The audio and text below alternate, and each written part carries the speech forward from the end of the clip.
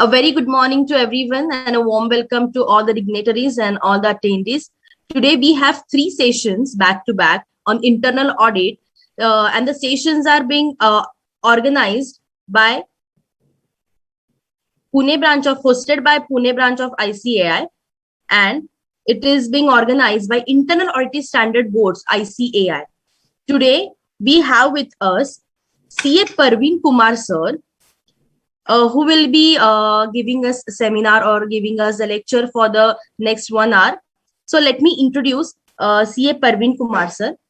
CA Parveen Kumar is a senior partner and national head of assurance division of ASA. The organization has 8 offices with 700 plus team members. CA with over 30 years of post-qualification experience, a commerce graduate, holds diploma in information system audit besides certification in IFRS from UK. Had been a member of NSEAS National Advisory Committee on Accounting Standard Board, AASB, and Expert Advisory Committee besides various research groups and committee of Indian CS Institute. Experience of working on large number of risk advisory assignments, audits, forensic, fraud investigation, and IFRS transition for various corporates. Welcome, sir. A warm welcome to you. Now, I would like to request to please take over the sessions, and we cannot wait to listen from you, sir.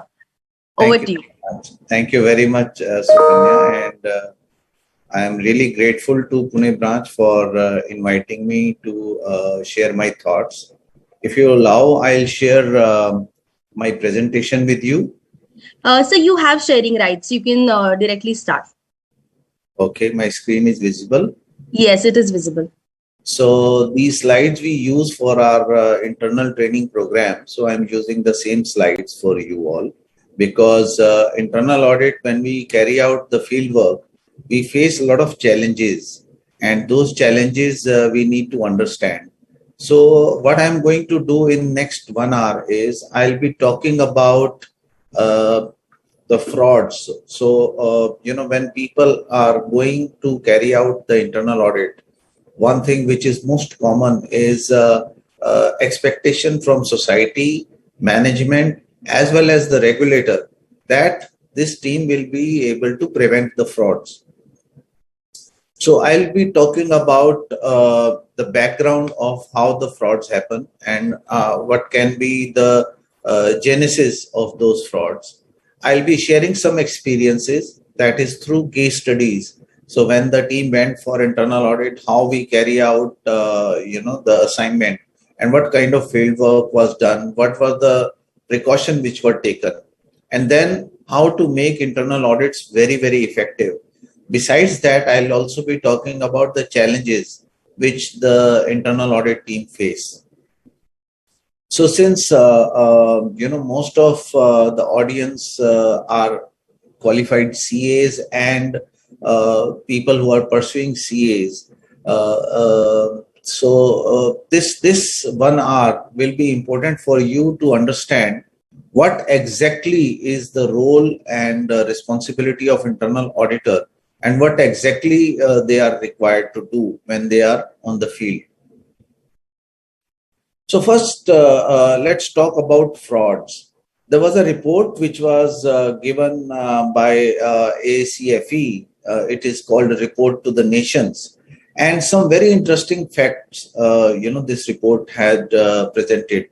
So it was a survey done across the globe, and they wanted to understand the fraud scenario. So this report said that there is a significant loss because of fraud which happens across the globe in all the companies. And they had estimated that total, if you calculate the total revenue and the total fraud amount, so it will be 5% of the revenue. And they had also mentioned that, anticipated fraud loss is USD 4 trillion. So the report, this survey report said that internal control weakness is one of the main reason for, nearly half of the frauds. And also said that 85% of the fraudsters were never charged or convicted. So, I can share my experience also that, in these 30 years of my practice, we had carried out internal audits, statutory audits, and there were small little things which we had observed and reported to the management. So maximum which the management does is, they throw the people out. And, they hardly recover any money. And this fact came into the report also when it said that 53% of the organizations recovered nothing from the fraudsters. And we also observed in our case also, when we were doing the audits and when we were pointing out there are errors, there are mistakes, there were deliberate mistakes, and there were deliberate attempts. There were so we found that they were not charged or convicted of fraud related offense. Because materiality also plays a very important role there. So, how these frauds were detected? The survey report said that 50% of the fraud cases, especially for corruption and asset misappropriation related frauds, they are detected by means of tips. So somebody somewhere will come to the management and tell that something is going wrong. And approximately half of the frauds are caught like that only. Internal audits, picking up the fraud, there's a 15% detection rate. So if 100 frauds are detected, out of that 15% will be through internal audit. This is what the survey said. 13% was picked up by the management themselves, and 7% came by the accident. So somebody working on the seat, the second person came on the seat, saw some paper, and realized that there is a fraud happening there. So this is by accident. So 7% of the cases were detected by way of accident. So frauds can be broadly categorized into two categories: asset misappropriation, which is the most common, and 89% of the cases are related to asset misappropriation. But the cost of each fraud is least. It's not very big amount. But financial statement frauds is, even if it is 10% of the cases, but it is very, very costly. So it's a huge loss which the organization and the society at large they face. So there are, and this slide is very important for all of you, that when your team is going to carry out internal audits, and you need to understand whether a fraud is happening or not. The same survey report which I was talking, they said that 85% of the fraudsters, they displayed at least one behavioral red flag.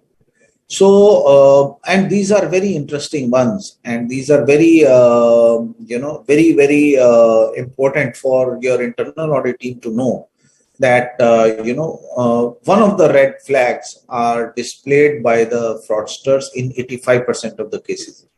So, what are these red flags? And you can be careful when you are on the field. So living beyond means, approximately 41% of the preparators of the fraudsters, they exhibited this red flag. So when a person is living beyond means, so I can share with you my experience that, when I was an article clerk, I was sent to do audit. And we realized, we were two articles who were sent for that job. And we realized that one of the salesperson in that organization was, spending money like water. I mean, he was smoking very costly imported cigarettes. He was wearing nice dresses. He was driving very nice, the latest motorcycle. And he had recently purchased a flat. And all those kind of, so we were wondering that this guy, should be earning very high from, his family business or something else. But later on, we realized that this person was involved in some kind of fraud, which is teaming and leading. So he was collecting money from one customer and was, eating away that money. When he was collecting it from customer B, he would come and deposit the money to the organization, saying that I have received it from customer A. So when he would receive it from customer C, he would come and deposit that I have received it from customer B. So as far as the company is concerned, the organization was concerned. So they were not aware that this person has taken away the money and is using the money which belongs to the company. So in the books, the sundry debtors were getting accumulated, but whereas in the market there was no recoverable. So when it went on for some time, and then later on they realized that the money is supposed to be recovered. So when they sent a different team to collect the money, they came to know that customer A had paid all the money. So this person, when they confronted him, he said, yeah, he has paid all the money. Here it is. But then he had actually collected it from customer D and customer E. So very difficult to find out this kind of fraud, which is teaming and leading. But ultimately, many people, they are involved in this kind of an activity. But the red flag is that they will be living beyond means. They will be spending money much more than what they are earning. Then another behavioral red flag I'm talking about. So the internal audit team, when they go to the field work, they can understand that there are red flags which they need to be careful about. So these red flags are, it doesn't mean that everybody who is going through financial difficulty will be carrying out a fraud. It's not there. It's not the fact. It's that this is one of the red flags. So financial difficulties is also one of the red flags. So, one of the example which is very commonly shared is that people who are going through financial difficulties, if they find an opportunity, they would use the money which is supposed to be not used for their personal purpose. Then usually unusual close relationship or association with a vendor or a customer is also one of the red flag which people would observe. So when you are doing a field work and you realize that the person who is responsible for procurement is very close to the vendors, so you can always be more careful when you find these kind of red flags. So excessive control issues or unwillingness to share duties, this is also one of the red flags. So many times you will observe that some of the people, they are very, very finicky about what they are doing. So they will not let anybody else do that job. So they are, using excessive controls over all their papers and all their data. So sometimes refusal to take vacation is also one of the red flag, and because this was very, very common. So the person who is carrying out the fraud, he would not go on leave, because when he will go on leave, somebody else will come to his desk and then would realize something is going wrong. So if you are working for a multinational company or a large company which is based out of US or Europe, you will realize that these companies, some of the companies have made it compulsory for people to go on annual leave. So the person will go for 2 weeks leave. I was interacting with a friend of mine. He said that I am on leave for next 2 weeks. So I asked, where are you going? He said, I'm going nowhere. It's a COVID time, so I'm not going. But as per the policy of the company, I need to compulsorily take leave, 2 weeks leave. So this is the policy which many companies have adopted, that person will certainly go for a vacation for 2 weeks. So this is a control mechanism, but this is the red flag. This is one of the red flag when people are refusing to take vacations. Recent family problems is also one of the red flag. When the person is having some kind of compulsion to use the resources of the organization for their personal problem. Then another syndrome or another red flag is too good to be true. So employee is not taking advance for a foreign travel, and if that person's earning is limited, so that is too good to be true kind of a syndrome. So when your team is there or you are there on the ground, on the field, and you are doing internal audits, and you need to understand that there may be a challenge if somebody is showing too good to be true syndrome. Then some of the regulatory or government offices, you might find that some of the people are abnormally slow in their performing their routine work. So that is also an indication. That is also a red flag. Why they are doing it slow is because they want something. They want something out, some kind of favor. So this is another red flag. And then social isolation is also one of the red flags. So 85% of the fraudsters, this survey report said that they displayed at least one behavioral red flag. So there is always, a triangle. This is what Donald R. Tracy had mentioned, that person who is carrying out a fraud will have some kind of pressure, will have an opportunity.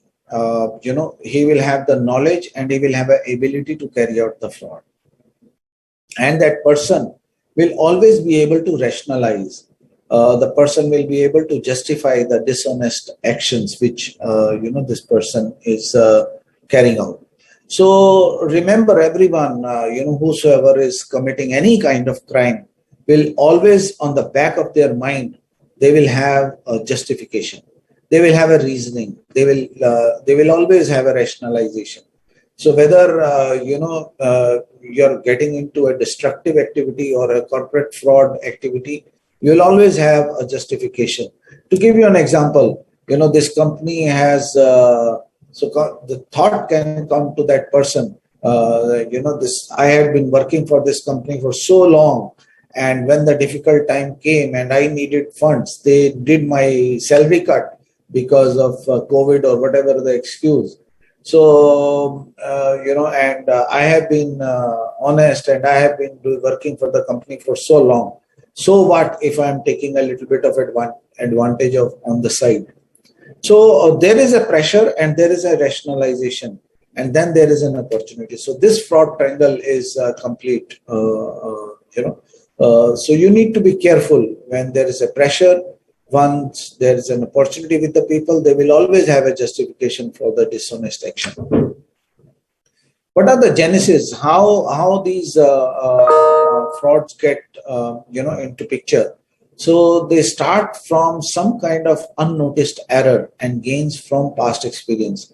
The person doing something and did a mistake, nobody realized, nobody caught it, and that person got advantage. So he would know that there is a possibility. So there is unnoticed error can be one of the genesis.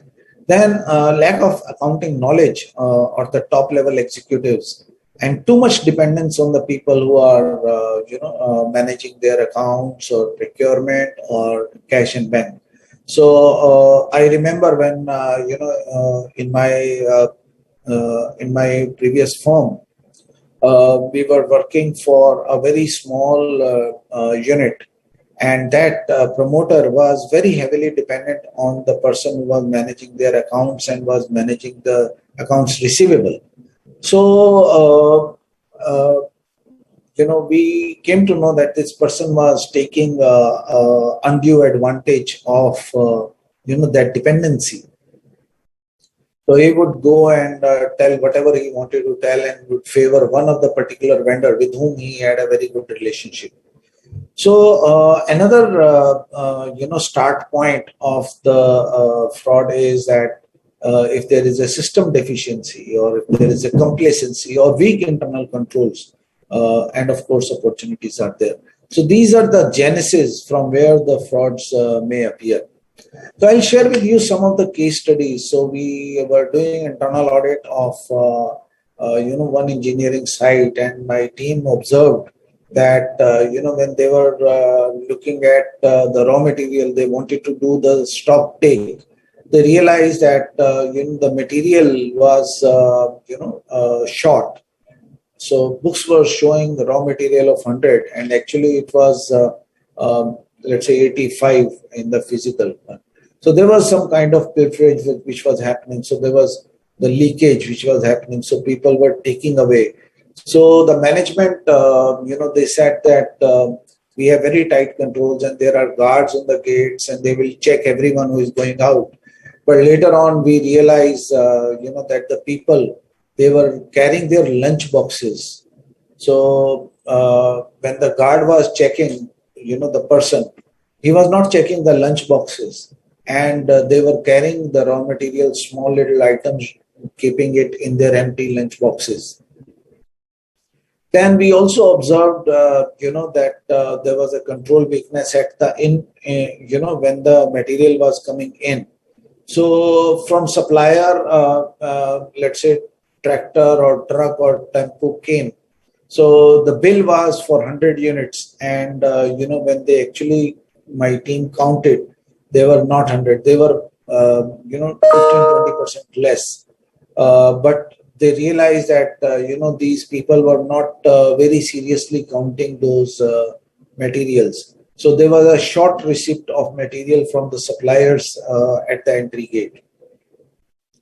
And when the material was being prepared, so when we looked at when we asked question about how the bill of material is being used, so we realized that there were too many changes. So if somebody from the corporate would ask a question about where is the raw material, so they would say that it got used because we had to change the bill of material.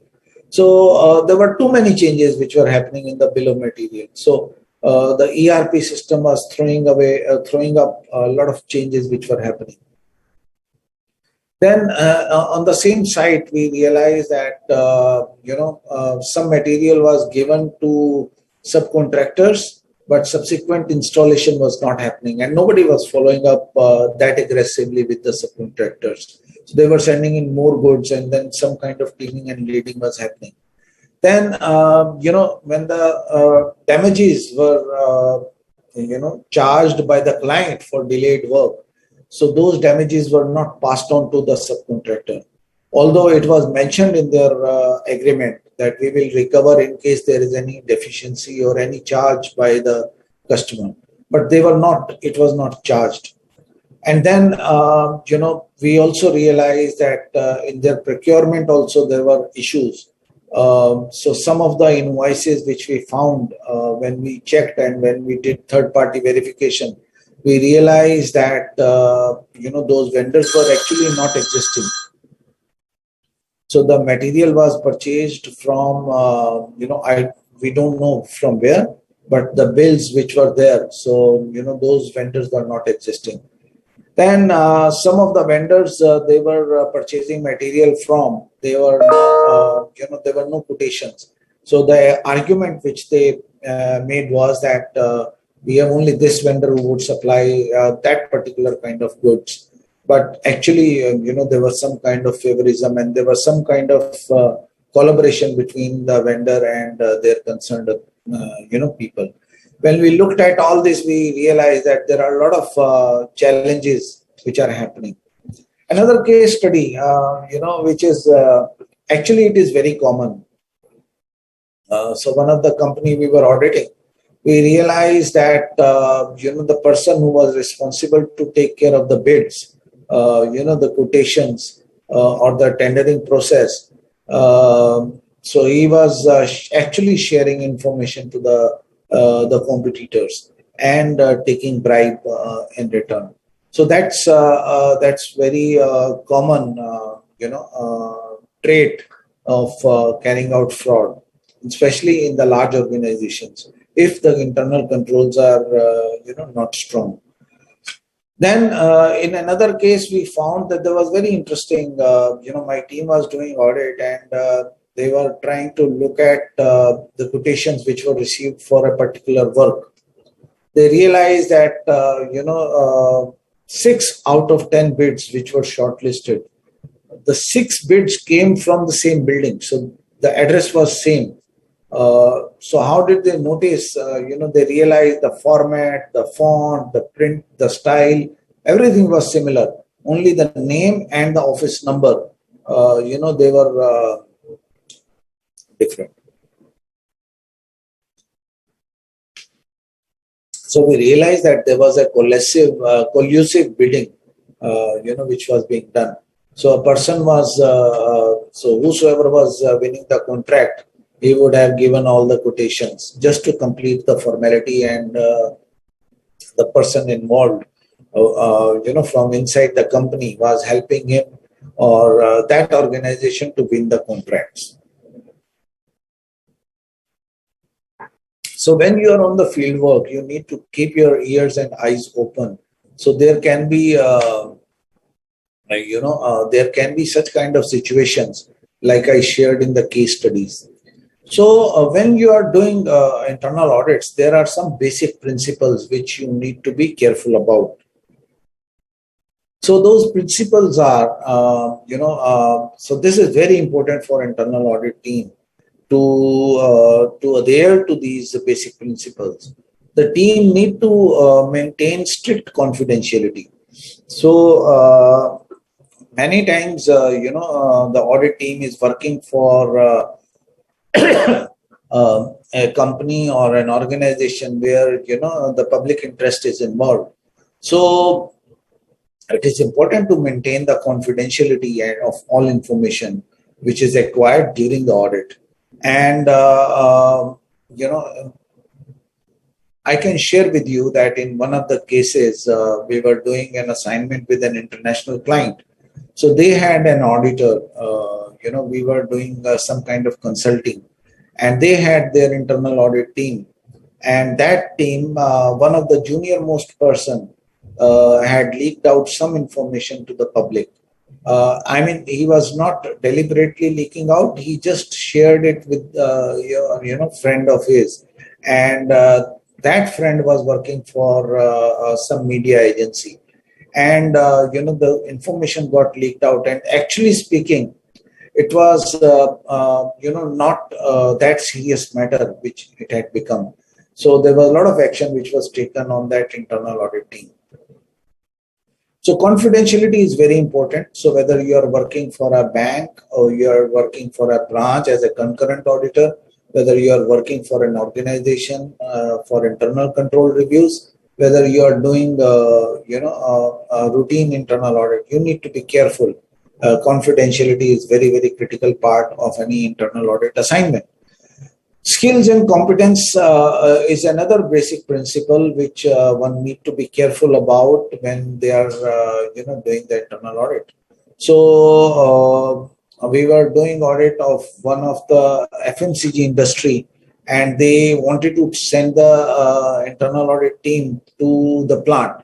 So the specific requirement came that we want a person who has got that kind of competence to understand the nuances of those areas. In another case, we were working for a chemical company.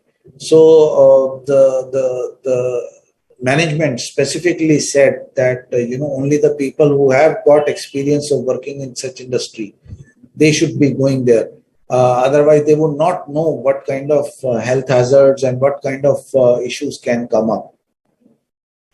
Then, there can be two approaches which, the internal audit is taking, internal auditor is taking. One is the risk-based approach. The other is 100% checking. Nowadays, even if you are doing 100% checking, you need to see, that your approach is risk-based. So identify the areas where risks are maximum, and then, you need to keep your priorities. So once I was, I had visited my friend who is a qualified CA running his practice unit. And, he was taking a reporting from his team members. And the team members, they had, come back from the audit location. And I was also sitting with this guy. So he was asking, what have you done? He said, sir, I have checked all the vouchers and they were all matching with the ledger. So this is the work which I had done today to check, the revenue part. So, so the article clerk or that, assistant was very happy that he had checked every voucher and matched it with the ledger. But actually speaking, the client was using Tally, and all the vouchers have been taken as a printout from Tally only, and the ledger was also the Tally. So he actually checked the same thing. So you need to have your audit approach which is based on risk, and your focus needs to be on the system and the processes. So if you identify that there is a error happened, or there is you as internal auditor has found something and you are reporting to the management, if you will not correct the process, the same mistake will happen again. So the internal auditors, one of the basic principle is that their methodology is, it should be process focused. That where exactly, so it's a mistake which had happened and you pointed out the mistake. Now you need to know why that mistake has happened. So this is very critical part of any internal audit, because error detection is easy. But if you do not take proper suitable action, if the management is not taking suitable action, that error might be repeated. So internal auditor may have, this issue that same mistake is coming a year after year because they are not correcting the system. So your focus is, as internal auditor, is to suggest to the management to improve the process. Then internal auditor should be participating in the decision making also. And it should avoid passing any judgment or rather an opinion on the past management decisions. So it is very important to understand that the internal auditor need to be sensitive towards multiple stakeholders' interest. That's a significant part of internal audit, and it is one of the basic principles. If you are doing an internal audit and you are raising a question on, let's say the charge out or the rate, if you are raising a question, you need to understand that the marketing team is responsible to fix up the rates. They might have got certain compulsions for fixing up the rates. You need to see whether the delegation of authority was properly followed or not. But you need to be sensitive. So in case they have to, send the material quickly because it is perishable. So, and if they have taken, a costly transportation, you cannot say that this person has spent more money, and this is your audit observation, that instead of spending 50,000 rupees, that person has spent 55,000 rupees. But you need to be sensitive that it was an urgency, otherwise the whole material would have spoiled. So you need to be sensitive towards multiple stakeholders' interest. So there can be marketing, there can be production, there can be supply chain, there can be customer, there can be some kind of compulsion which might be there. So you need to be careful about those observations. Then when you're doing field work, what kind of testing, what kind of sampling, what kind of plan you will make will depend on these steps. So first of all, you need to understand the business requirement. Your internal audit charter of an organization. So if you're working for a company and you are in internal audit team, so you need to understand what is the charter, what are the objectives of internal audit team, and what is the business requirement, what exactly is expected from you. You will need to, so you're working for the internal audit team for an organization. It's a large organization. You need to release your audit plan to all the stakeholders or the process owners, so that they are aware that this is the time when the internal audit field work is going to happen. They should be expecting the internal audit team. Then when you're doing the field audit, you need to do a walkthrough and have an understanding of the process. Many times, the organizations may have written down processes, and many times the processes which are being followed there might be difference, between what is written and what is being followed. So you need to see what actually is happening. You can see that only when you are doing a walkthrough. You are going through the transaction, understanding how the papers are moving, how the transaction is moving, and what kind of activities are being done. If the company is on ERP system, what process is being followed. And then you need to identify where are the risks involved. And then you can connect your internal audit along with the IFCFR of the organization. You need to review the risk and control metrics, RCM. Then in case you have any observations or any issue which you have identified, you need to issue audit query memorandum, whichever way, whether you call it AQM, whether you call it query, whether you call it a question, but you need to have an understanding of and most of the time your question should be documented. What I would recommend is, nowadays it is very easy to write a mail, and once you write a mail, you will understand that the other person will respond. So even if that person has picked up a phone and called you to explain that this is my answer and I do not have time to write down, you reply to that mail saying that, okay, I've got this answer from you. So document it. This documentation is going to help you, because tomorrow that person can never say that no, I did not tell you this. Because most of the time, this communication gap becomes a major challenge. When you're doing a field work, you have an observation, and then the person say, no, I didn't say this. I was having some other, explanation. So when you're doing your field work and when you're doing the testing, you need to have your very clear-cut action plan, person responsible, and date of implementation. That should be part of your report also. That, okay, this was the observation, this is what we found, this is the person, has mentioned that this is the action plan. And that action plan will be done, so this is the responsible person, and by this date, they will be carrying out this. So once you have all that written down, then you will need to have a closing meeting and need to have an understanding, bring the head of the department on the same page. And then you agree on the action plans. So this is most challenging part. So you have carried out, I'm telling from my own experience that you have carried out the audit, you have understood the process, you have an understanding with the process owner. You go with the head of department, they would have different observations. So once you bring them on the same page, you go to CFO, they will have their own understanding. No, you did not look at the data properly. You looked at only this supply chain. You did not look at the marketing, or you did not look at the demand planning. Look at that data also, and then you will realize that, audit committee is happening after 3 days, and then you are being flooded with more data.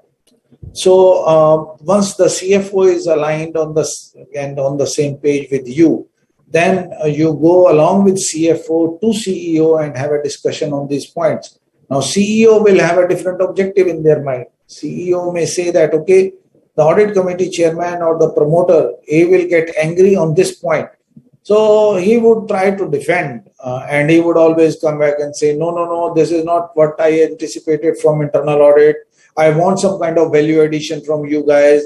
This is too immaterial to be taken to the audit committee. They would not appreciate that you waste their time by talking about small or immaterial things.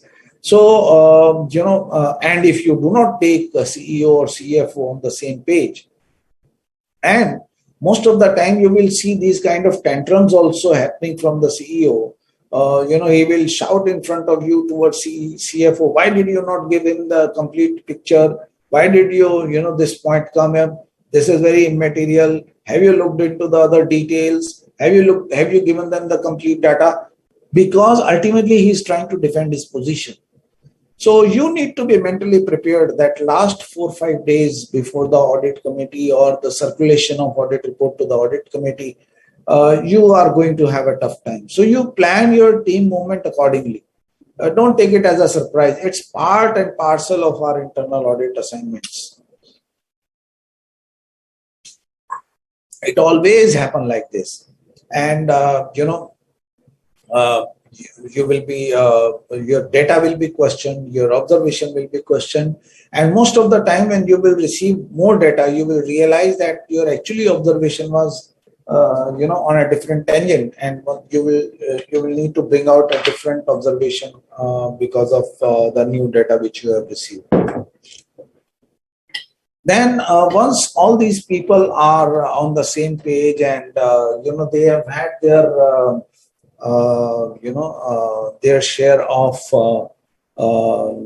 aggression and their share of fighting with you, then you issue your audit report. But please be careful before you make a presentation to the senior management, because these CEO and CFO will be sitting besides you, and if the audit committee chairman or the promoter is scolding them because of your internal audit report, you need to be careful about. So how do you pick up the point? How do you draft your language? That is an art, and that is something which you need to be expert in. So your approach, that if you are an outsourced internal audit team, involvement of the partner is very important, because ultimately in the corporate level also they would expect a partner to come and make a presentation. Then discussion with the management on a regular basis is very important, so that they are aware. So everyone will have different expectation. The process owner will say that I really want to plug the weakness, so I want process to be improved. CFO, their objective is that in case there is any irregularity, financial irregularity, that should be informed to him. The CEO would want a value addition, and the promoter would want benchmarking to be done. What is happening in the market and what my competitors are doing. You are an internal audit team, so you are working for a lot of other organizations. We want something to be told to us which we do not know. So very interesting role which you are going to play when you are doing your internal audits. And you need to have cross-functional teams. If you are working in an organization or a CA firm where you have different service verticals, so you need to involve your tax partner, and you need to understand in case there is any GST related issue or so you also need to have an eye on what is happening across industry. And then your teams need to be equipped with the software. So a lot of transactions are happening nowadays on ERP. The technology is improving, and it's a new age. So your traditional ways of doing internal audit, they need to improve, and they need to involve technology, in your internal audits also. So the better you will understand the process, your observations and your recommendations will be best of the best, and then you will be able to have your continuation of engagement. So when you're doing your field work, it is very important to collect your audit evidence. So like I mentioned that when you're planning, you need to circulate the mail. When you're doing your data analysis, you need to circulate what is your observation. When you're doing your sample testing, how did you pick up your samples? You need to have some kind of methodology, and that should be documented. So if you have used Microsoft Excel random tables, you need to have some kind of a workflow written that, this is how you did your internal audit. And when you're preparing your report, you need to have, executive summary, which will be shared in the audit committee, maybe 5-6 slides, and then detailed report, which will protect you in case somebody asks you, why did you not report this? You need to have a detailed report which will be given to the management. And then, you can maybe you may be asked to give a scorecard, and you may be asked to give a risk rating. But it is advisable that internal audit will always point out high risk, medium risk, and low risk in front of the observation, because it will become easier for the management to focus on what is the critical area.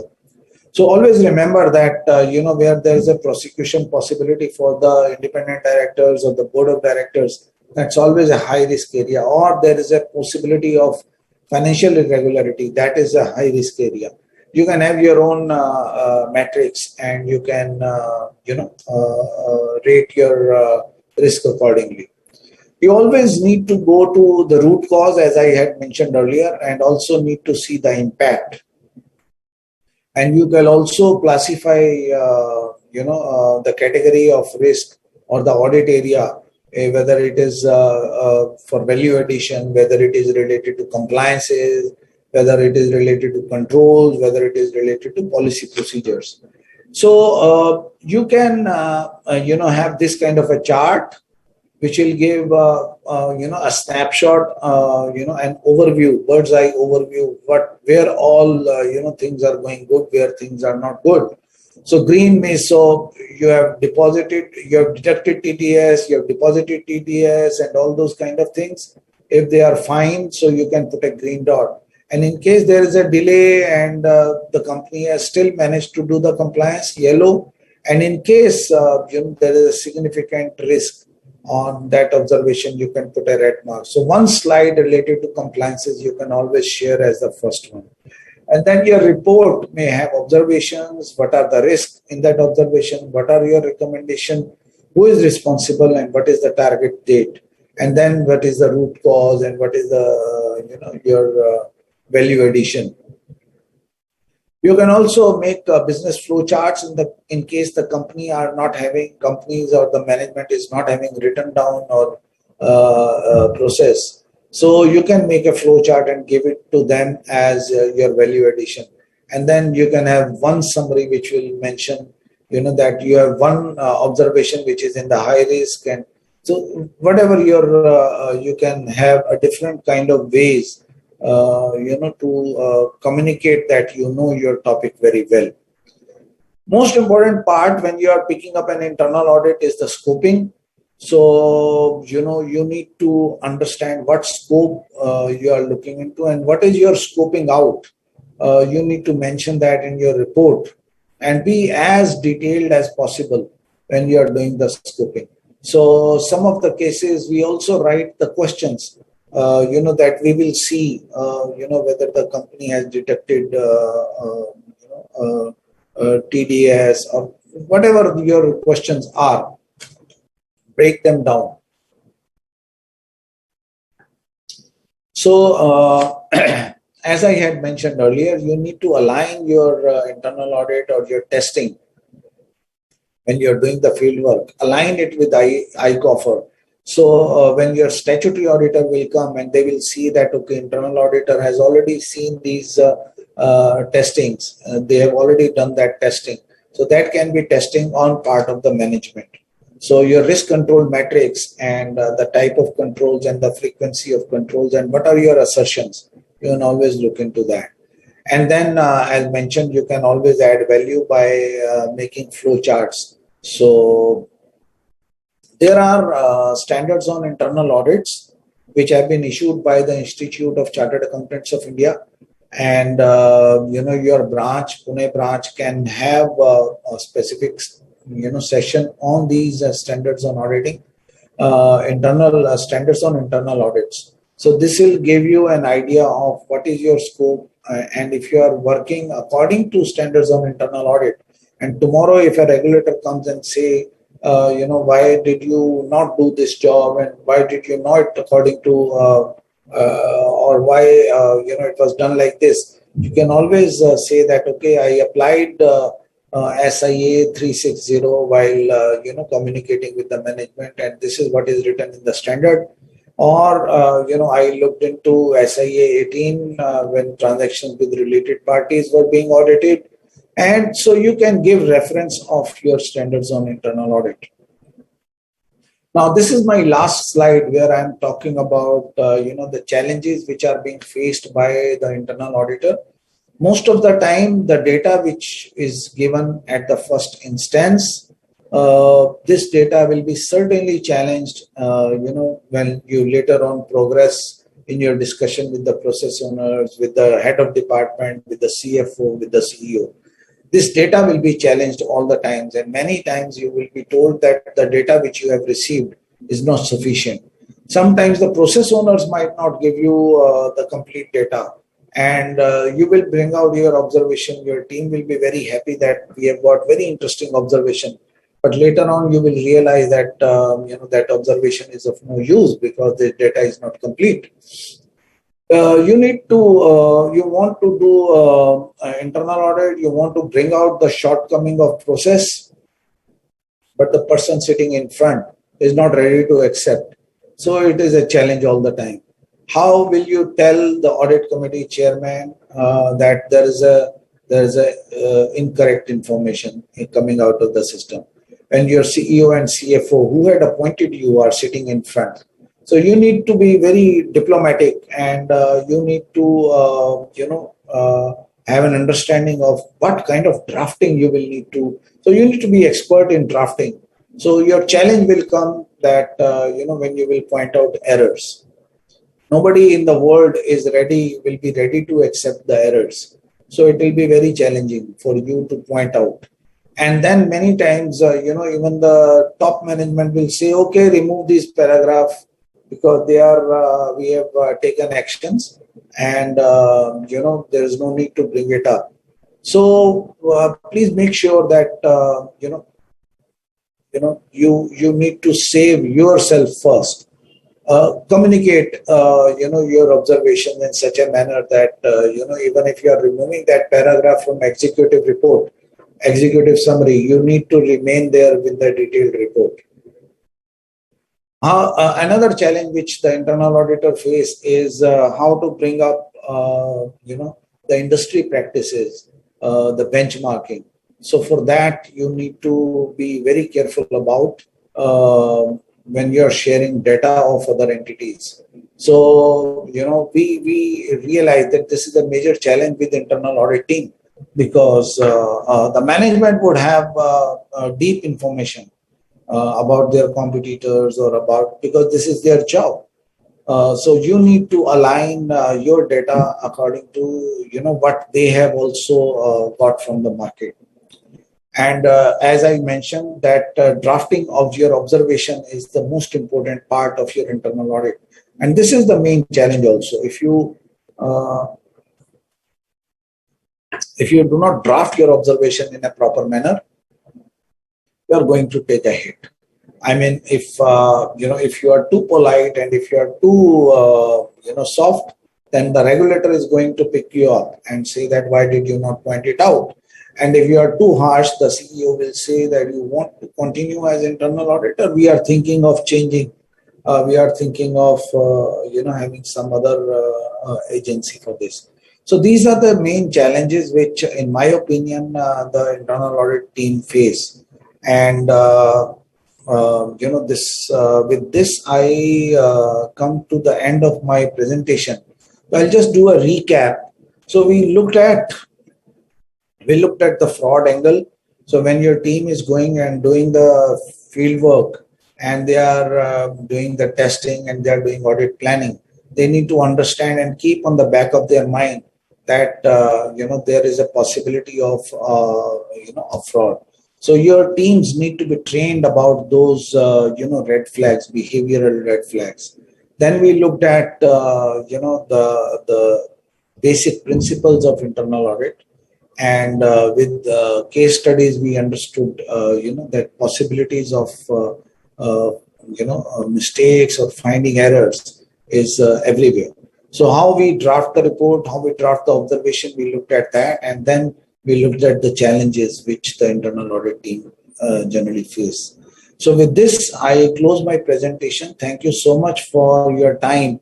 And in case we have any questions, I'll be happy to take those questions. Thank you, sir, for such a wonderful session, sir. So we have few questions. Let me read it for you. Just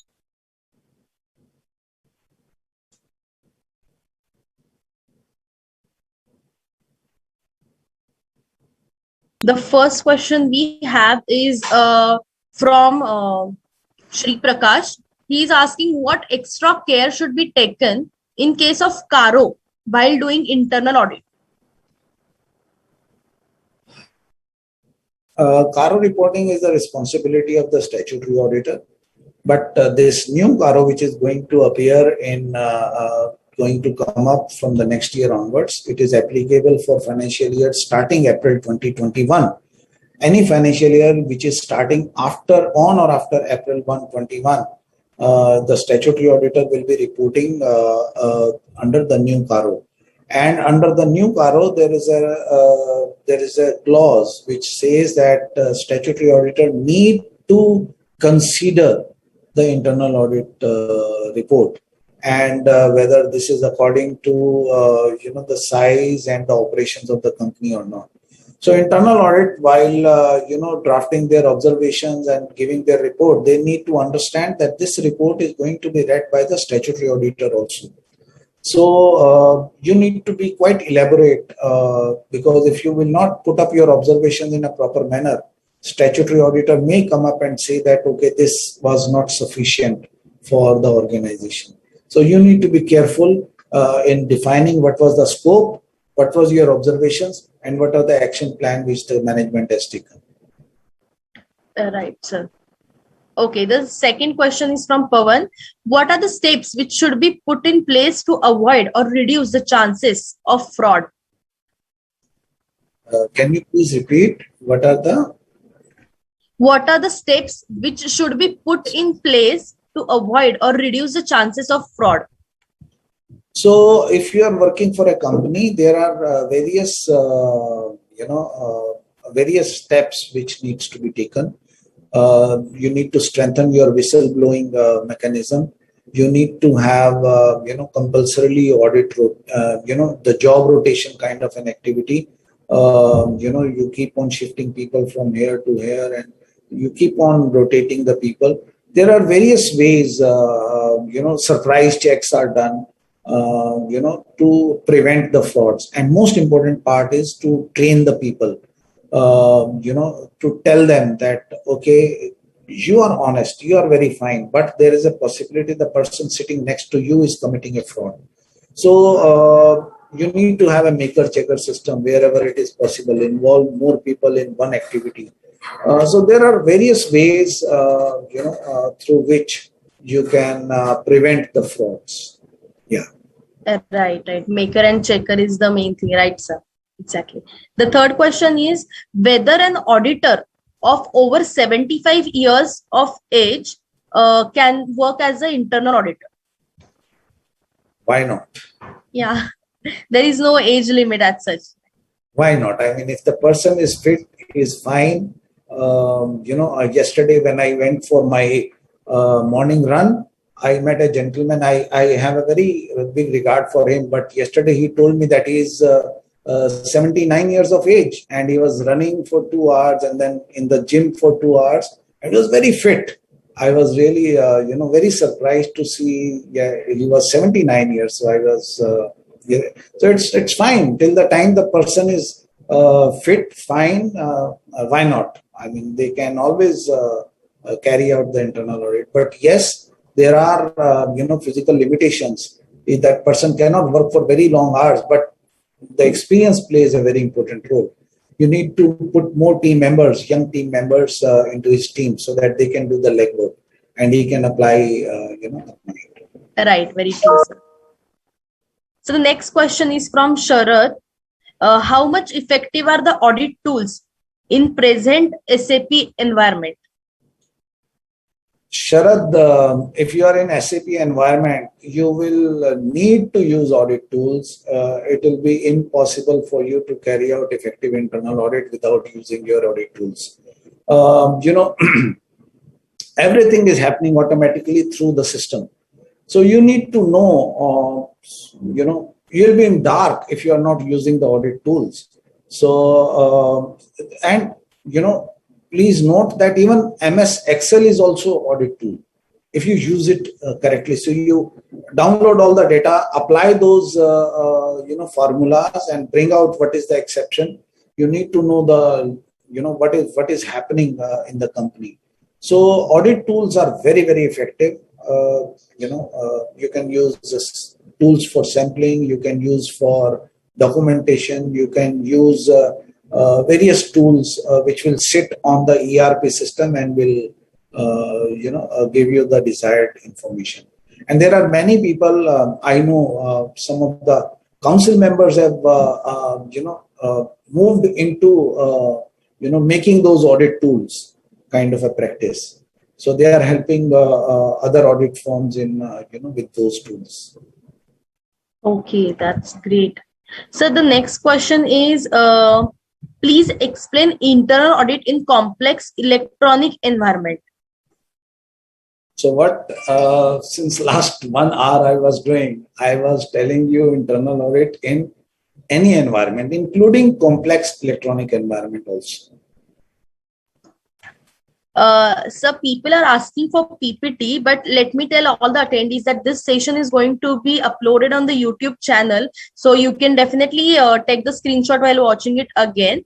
So I'm sure that will satisfy their questions if they have it. So, sir, thank you so much for coming here. We are really blessed to have a senior CA like you, and we wish to see you again on some other topics. Thank you for giving us the insights of internal audit. We wish you again a very good day. And once again, thank you so much, sir. Thank you so much, Sukanya. And thank you very much to the Institute and Pune branch for inviting me. Thank you, sir. Thank you so much. May I leave now? Yes, yes, sir. Yes. Thank Sure. you. Thank you.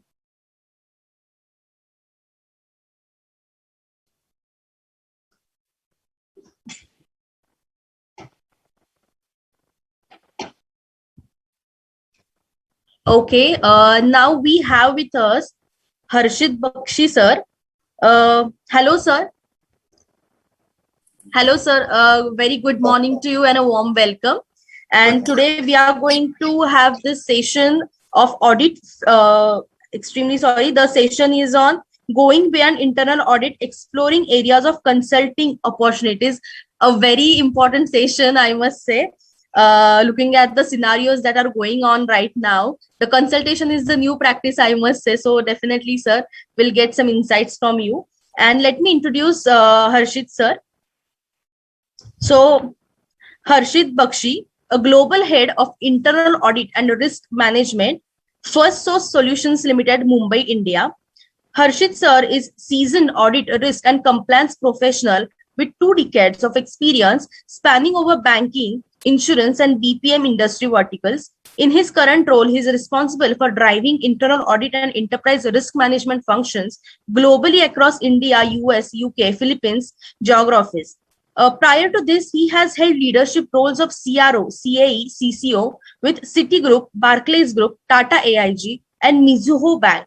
While working closely with board, risk or audit committee, executive management and regulators, he has successfully set up and optimized enterprise risk, audit and compliance function in global environment and contributed towards building sustainable governance practices.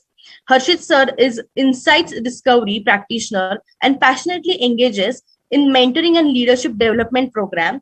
He visits academic institutes like eminence like IIM Ahmedabad, SPJ Mumbai, NBI Nepal, Amity University and other institutes as industry expert guest faculty and also a regular speaker in various industry forums like IIA, RIMS, ICAI, GRC conferences. Sir, thank you so much for taking your time out and coming here. I would like to request you to please continue with the session. Thank you. Thank you, Sukanya, for the kind words. I hope I'm audible as well as my screen is visible to you. Yes, sir. You're audible and the screen is visible as well. Thank you. So thank you, Sukanya, for the kind words. And let me begin, first of all, thanks to the Pune team of WIRC for extending this invitation and Also, special mention and thanks to IASB board of ICAI. I think it's been doing a wonderful job of running a series of thematic kind of and this discussions and seminars and the conferences across the chapters in the region. Specifically, I strongly believe that it's a good practice in terms of, having the entire fraternity coming together, even in a virtual sense. And it's a very powerful medium to keep exchanging experiences, practical kind of thoughts and kind of, challenges in the discussion going forward. So once again, thanks for the opportunity. Now, today when I looked at first this topic in itself, and if you look at the topic carefully and dissect it, it basically touches across the three important dimensions, right? One, obviously, as goes with the theme of the topic in itself, it evolves around an internal audit. But essentially, what it demands is that if you are doing an internal audit well, and then if you have to move up the value chain, what are the areas which are beyond the internal audit, right? And specifically in a consulting and an advisory sense. Now, again, for the practical purpose, if you talk about a consulting opportunity, practically there are millions of opportunity.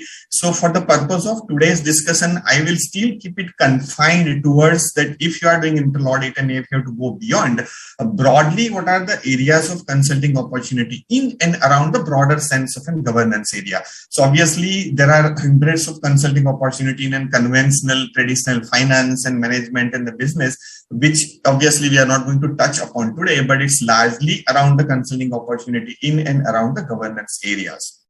So with that as a clearly laid out objective, I'm keeping the kind of a presentation very short, but more encouraging free flow of discussion and also kind of, interactions coming from participants. And towards the end, we will keep a sufficient time also to kind of, have an open-ended experience sharing or question and answer. So the best way I thought to tackle this subject is one, we will look at internal audit internally from within and saying that if one has to kind of do an internal audit, what are some of the key attributes which are essential to keep it in mind if you have to go beyond it and kind of start looking in the consulting opportunity. So while we look at it internally, then we will jump into look at the macro. What's happening outside world, obviously beyond organization, at the economy level, at the country level, at the broader global level, for the reason that each of these development technically is giving some or other kind of a challenge as well as opportunity. One can look from a consulting perspective. So while looking internally and then externally, we will go into what exactly are the areas of consulting opportunity, which one can kind of start exploring. And then we will end the session with some kind of an open-ended food for thought, saying that, that's a serious area which anyone wants to consider. These are the kind of some of the things which one has to keep it in mind. So let me begin with the very first kind of an topic. Obviously, the objective is not to go in understanding internal audit, which our previous session has dealt very fantastically. And I think the next section also is going to look into. But the objective is that, quickly, if you look at the circles, this is what typically are the 5 pillars of your internal audit, typically if one has to successfully do it, right? Which is strategy, structure, people, process, and the technology. Now, the reason what I'm trying to pick it up is some of the very essential attributes related to internal audit and why it plays an extremely important role from both. If you are looking at kind of consulting opportunity as an external practitioner, even if you are kind of working in an internal audit or for that matter any other governance function in an organization, and if you are looking to kind of expand your own horizon, these are the things which are commonly applicable. So let me begin with the strategy. Basically, what is important attribute is, it's all internal audit or subsequent consulting assignments need to keep it in mind what are the business priority, right? At any point of time, one has to be extremely importantly clear about what exactly are the top business priorities and how through internal audit or maybe related consulting opportunity, one can help in terms of addressing those business priorities. So alignment with the business priority is extremely important attribute. At the same time, one has to look at what's happening in the industry, right? So if you are basically looking for maybe exploring consulting opportunity for your existing client or maybe new client A, what's happening beyond his client or domain, but happening in the industry trend? Because obviously that's where the area where people are mindful of. And if you are fully aware about the industry trend, you are able to successfully explore and execute your consulting opportunity. If you look at from a management point of view, from a CAE point of view, or maybe CEO, or maybe a board point of view, at any point of time, there are 100 things on the table. But finally, from internal audit or subsequent consulting opportunities, where every focus from management will be what matters the most, right?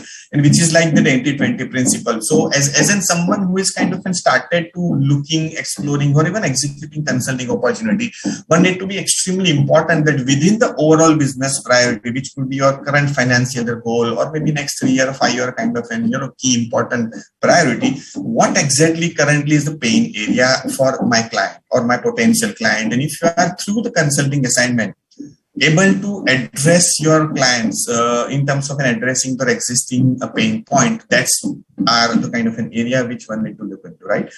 Structure. Now structural aspects, moment you think about going beyond internal audit and explore consulting opportunity, the principles of independence will come into picture, right? And this is the one thing which we have an important obligation to keep demonstrating, that how you will be able to maintain that independence in all the perspective and able to successfully execute. So you have an obligation to demonstrate this principle of an independence and objectivity, right? So everything which has been done in any part of a consulting environment is to be absolutely objective, supported with the facts, supported with the number, and that's where it increases significantly kind of in your ability to successfully execute consulting opportunities. And obviously expertise. When I say expertise, the reason why organizations will look for some kind of an external engagement, specifically in consulting, because there is an underlying expectation that, look, we will be needing some kind of an expertise, which for any reason currently not available with us internally. So expertise is again a key attribute to keep it in mind and start working upon and developing. The people part is that, your ability to execute or maybe explore any consulting opportunity will largely depend on your multidisciplinary capability, right? So you might have an absolute subject matter expertise in one or two area, but unless you have a multidisciplinary capability which are got developed and demonstrated to your kind of prospects, it's simply kind of a key differentiator factor between your ability. And I think recent kind of development, and ICAI also now kind of started thinking and rolling out and promoting some kind of multidisciplinary kind of an ideas, whereby traditional chartered accountant firm, individually or firm, are able to kind of explore and have a tie-up with other kind of discipline, like maybe cost accountant, maybe legal, maybe technology people. So I think that's a step very much in the right direction, because it's going to eventually facilitate your ability to kind of collaborate with the people from a different dimension. And that's kind of, increases your probability to successfully think about your consulting opportunities. Industry expertise, we spoke about. Execution focus, right? One of the key attribute, again, which your client will be looking for as far as consulting is concerned, absolutely seamless, time-bound kind of super execution, right? So no matter how good you are in terms of your relationship management or your ability to kind of design and plan, but eventually if you are not able to execute those assignments in absolutely successful manner, that's what is people from your client perspective will keep looking into. On a process part, again, if you take a pause for a while and look at internal audit, conventionally, internal audit is always something which kind of looks at immediate past, right? And which is what is extremely powerful proposition comes with the internal audit. But of late, as in development, internal audit, and particularly if you are talking about consulting opportunity, you also need to start developing in terms of looking at the forward-looking approach, looking into future and start anticipating what could be the problem which your client or your company are likely to face, and then advise, right? That's what is a powerful proposition which comes from kind of an internal audit. The reason why I'm highlighting is that internal audit somehow, because of the core objective, somehow limits to kind of look only at the past. But if you are seriously thinking to up the game in terms of a value proposition and talking about a consulting opportunity, one need to have an absolutely forward-looking approach. Again, an agile approach, right? You keep hearing now there are standards are out which are only talking about how to do an agile auditing. Essentially what it says that gone are the days where you basically start working on an assignment, finalize the scope of assignment, and maybe next 3 to 6 months, by the time you kind of about to kind of somewhere in the middle of your assignment or about to finish the assignment, the underlying variable and the circumstances itself has drastically changed. And so are the expectation from your client. So one need to develop an approach of specifically internal audit or governance related consulting, where you're able to kind of and rightfully able to accommodate all the dynamic changes which are coming in while you're executing assignment. Quickly realign your offering, quickly realign, and so you're able to fulfill those continuously changing expectations coming from the client. And the value proposition, right? End of the day, everything is talking about value. So again, in a slightly lighter sense, right? Just to kind of enlighten the mood. If you speak about a consultant, what famously they say that, what's exactly consultant do? What consultants say that, we help our client to reduce some amount of your, money with them, so that they can use that same money to pay fees to us, right? Again, in a lighter sense, but the whole idea is that, anything which is in consulting opportunity, you have an obligation to eventually prove that what exactly value which you are bringing to the table, every dollar counts. And that's where the value proposition is somewhere has to be kept in the back end mind if you are developing your consulting kind of an offering. And the last is technology. I think, maybe one can think of having a technology dedicated discussion, which can run into maybe full day workshop itself, right? That's a topic in itself. But essentially, when you're talking about technology, now, analytics today is going to play a key enabler role, and particularly in a consulting environment, one need to be familiar with what kind of an offering can evolve around analytics, and it can be used successfully as an enabler in discharging your consulting related obligations, right? Again, the same thing, which is visualization, is the key. Now, again, in a lighter sense, there is a famous saying specifically about the people, saying that, what honey is to bees is numbers is to CA, right? So CA have an obsessed with the number, which is very powerful proposition. But at the same time, eventually what is also need of our is a storytelling, right? How successfully you are able to put across the entire work which is done in a span of half an hour, and maybe sit across the table and convince the board and the people, which is where your visualization plays an extremely important role. And that's why I think one need to develop a band and an inclination towards how to put across outcome in a absolutely appealing and kind of a convincing manner. And emerging technology. So, today, I think it's no more kind of an gray area. It's either this side or black or white, right? As far as emerging technology is concerned, one need to start a kind of developing a basic knowledge. I'm not saying that one need to be expert, but what exactly the meaning of maybe say RPA, what exactly is your artificial intelligence, how machine learning works, right? These are the fancy word in a way.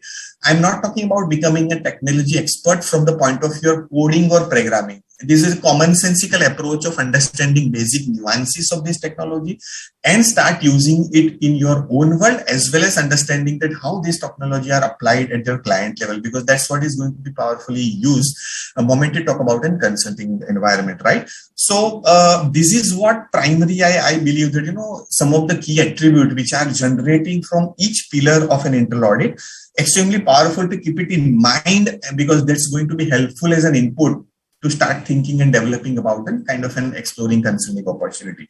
So what essentially we have done is we have looked at internally from within internal audit. Now let me move to the next point, which is let's look at outside. What's happening in the industry? Again, this is not something which is theory or practice, purely my own practical experience and learning of looking at internal audit, governance practices, various business practices, both in India, both globally, across the industries, and also navigating through this difficult time of a pandemic. So what's happening currently? Fundamentally, business models and the practices are undergoing significant changes. And many of these changes are going to be permanent changes, right? Extremely powerful developments. If you are focusing the next maybe 5 year or next year decade, every industry, whether it's a small industry or SME segment or maybe big Indian enterprises or maybe even the multinational enterprises, everyone is gradually started talking and concretely moving towards the distributed business models. Consolidation has started happening. So people who are kind of have a like kind of an offering are coming together. Maybe people from a completely diverse offering are coming together. Big players are going to kind of maybe start consolidating with the small player. Partnership is going to be a name of the game in a time to come. Remote working, now whether we like it or not, is become a reality, right? It is going to stay here with us. And each of these development which are related to business model and practices in a way, it's creating lots of challenges for the corporates, right? And if you look at it, what consulting is all about, consulting is all about to understand what challenges the clients or your prospective kind of clients or enterprise are facing, and then look, how do I, each challenge is an opportunity for consulting perspective. How do I offer and touch base with the client and start addressing and helping them in addressing each of these challenges, specifically from the point of view of corporate governance. It's an opportunity, and that's why I'm saying that it's a powerful development. If you focus in the maybe next 3 or 5 years, this in itself is going to throw open variety of consulting opportunity, right? Second development is, again, as I've spoken, technology is going to be one of the biggest influencing your existing client with your prospective client with the business practices. And if I have to focus only on internal audit or broadly corporate governance, it's already impacting big way to internal audit and corporate governance across the stage, right? Now, if you look at it both the way, it's going to impact the way these functions are discharged, internal audit in terms of an internal audit workflow management, how you kind of execute. At the same time, use of variety of technology tool in terms of executing the internal audit, and largely a corporate governance. So when I say corporate governance, moment if we link it back with our theme is that if you have to go beyond internal audit, essentially, your risk management, your fraud risk management, your regulatory compliance, so on and so forth. We will touch upon that in a subsequent discussion. But these entire pillars or specific aspect of the corporate governance are going to be impacted by use of the technology, which in a way, for me, if I consider it positively, it's a big opportunity for consulting, right, across the spectrum of corporate governance. Another interesting development, which possibly we have started seeing, but is going to be very powerful proposition in time to come. If you look at conventionally, maybe focus on the last decade, works basically are getting created, and then the skill and capability have to chase the work. Now the dimension has become 180 degree apart. It is going to be further strengthened in the time to come. Work is going to chase wherever the skill is, wherever the capabilities is, right? What essentially translate into hard reality is that location or geographies become neutral for any work, and that's what is a powerful proposition. If you focus specifically for the CA practice in the context of India, today it's a reality, and which is going to further strengthen in the time to come, that your tier 2, tier 3 city are going to attract more work. Both, if I look at maybe from earlier development of business model and distributed business model, for variety of reason, even from a purely risk management perspective, organizations are now looking to have a kind of seriously having some kind of work being done from a relatively smaller city. Why not? And that's where it simply is going to break open the barrier and have a through kind of a variety of opportunity coming to even relatively smaller firm, even relative to kind of in smaller cities, right?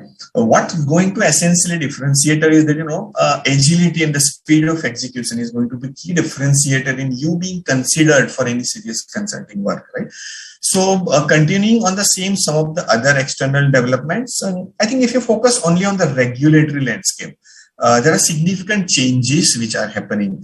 What essentially it is translating to corporates is that one, cost of compliance is increasing, and it's likely to increase manifold, right? So if corporates are under tremendous pressure, how do I manage basically this cost of compliance successfully within the particular limit? And that's where each of these corporates are now expected, likely to immediately go outside and tap, do I have an external expertise which I can kind of continue to realize on tap basis, rather than keep building my in-house expertise across the spectrum and keep increasing the kind of cost.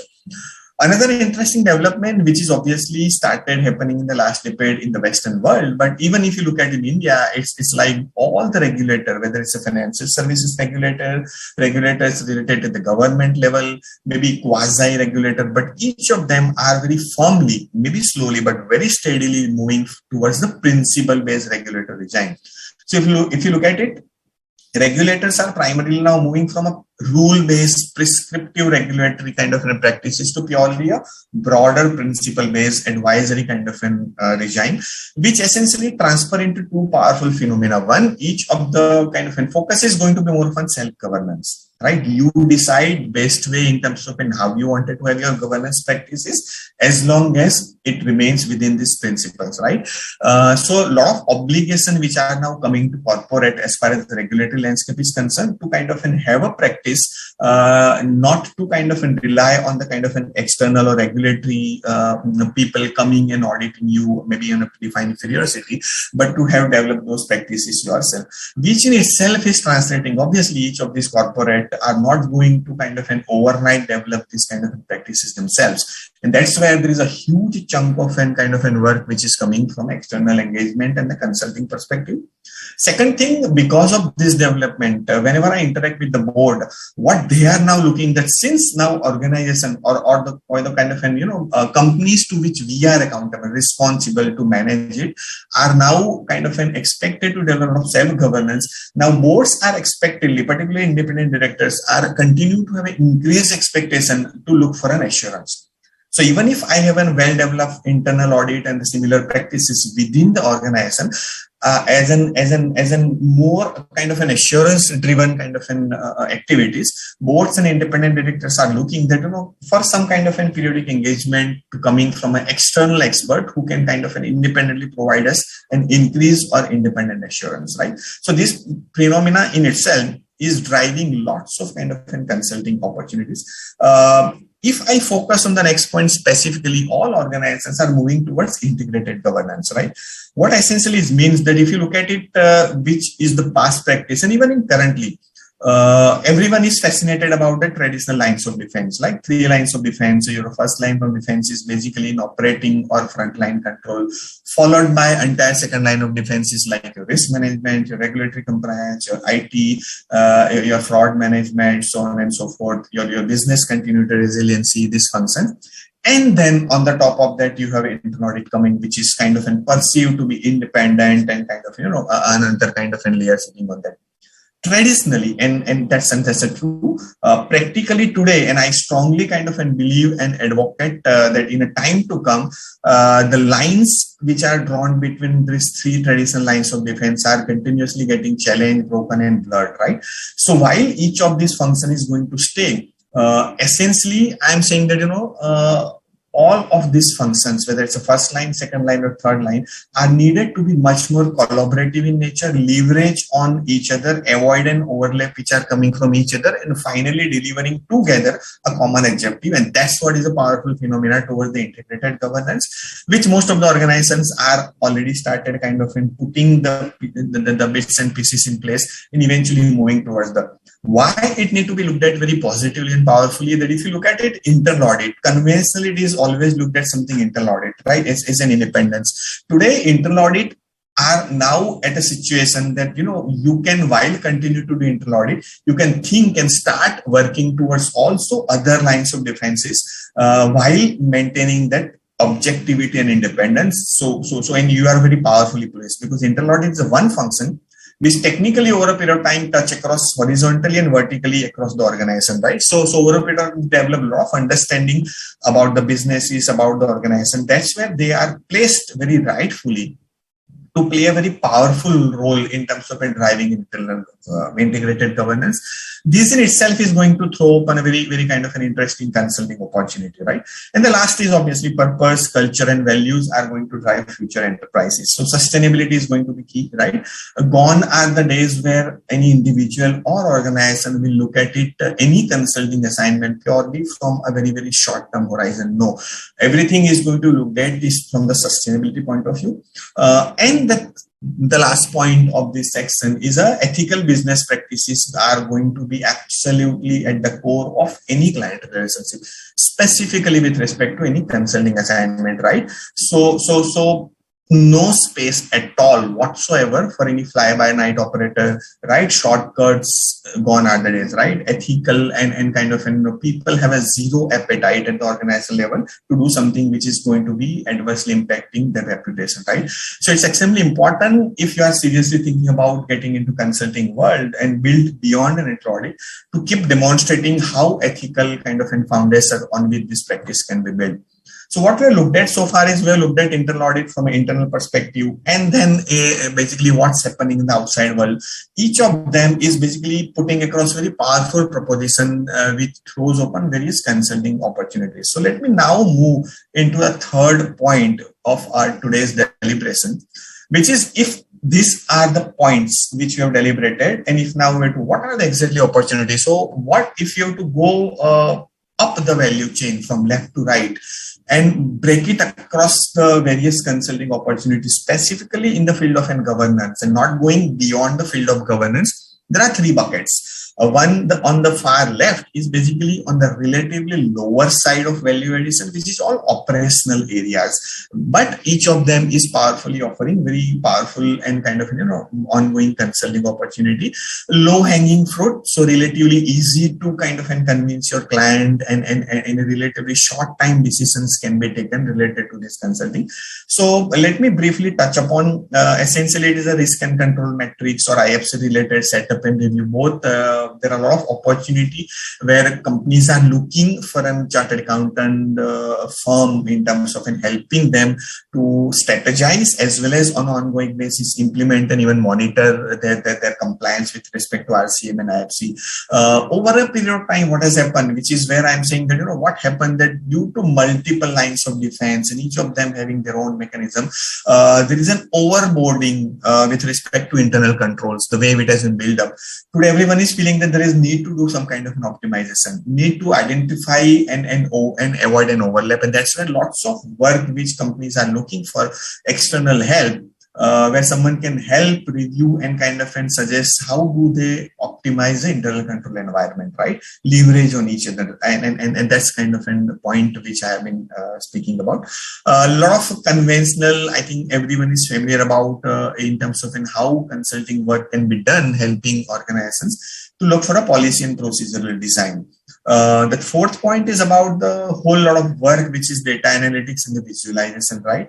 Both devising the strategy and then subsequently also help your client to implement the kind of data analytics related work and support. It's more of a logical way of looking at it, not purely from a technological point of view, right?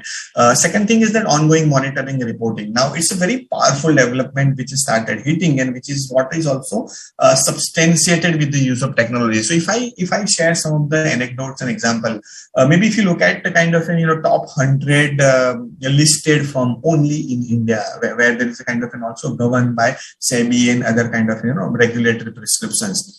If you look at, there are interesting study which is done by kind of two leading firms on their internal audit practice and implementation. So what is observed that in over a period of last 5 years, if you look at exactly 5 years back, almost around 90 to 92% of the annual internal audit calendar, right, were kind of executed by way of a point in time audit, which is what everyone is familiar about. That, technically you go and do an audit maybe once a year, maybe once or 2 years, depend upon a lot of science and data behind, and look at the immediate past and saying at a point in time, this is what the picture which looks to be. And if you think to extrapolate, maybe this is how it's maybe translating into maybe time to come.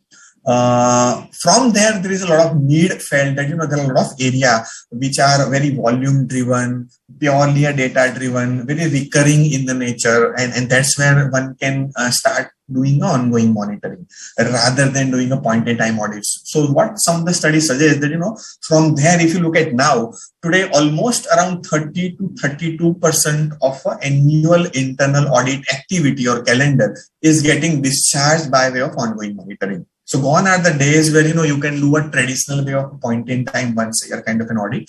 There are a lot many areas, and I strongly believe in a time to come that proportion is going to increase. So eventually internal audit itself is moving towards more of ongoing monitoring. And that's where I think analytics as a tool and technology is going to play a lot more helping hand.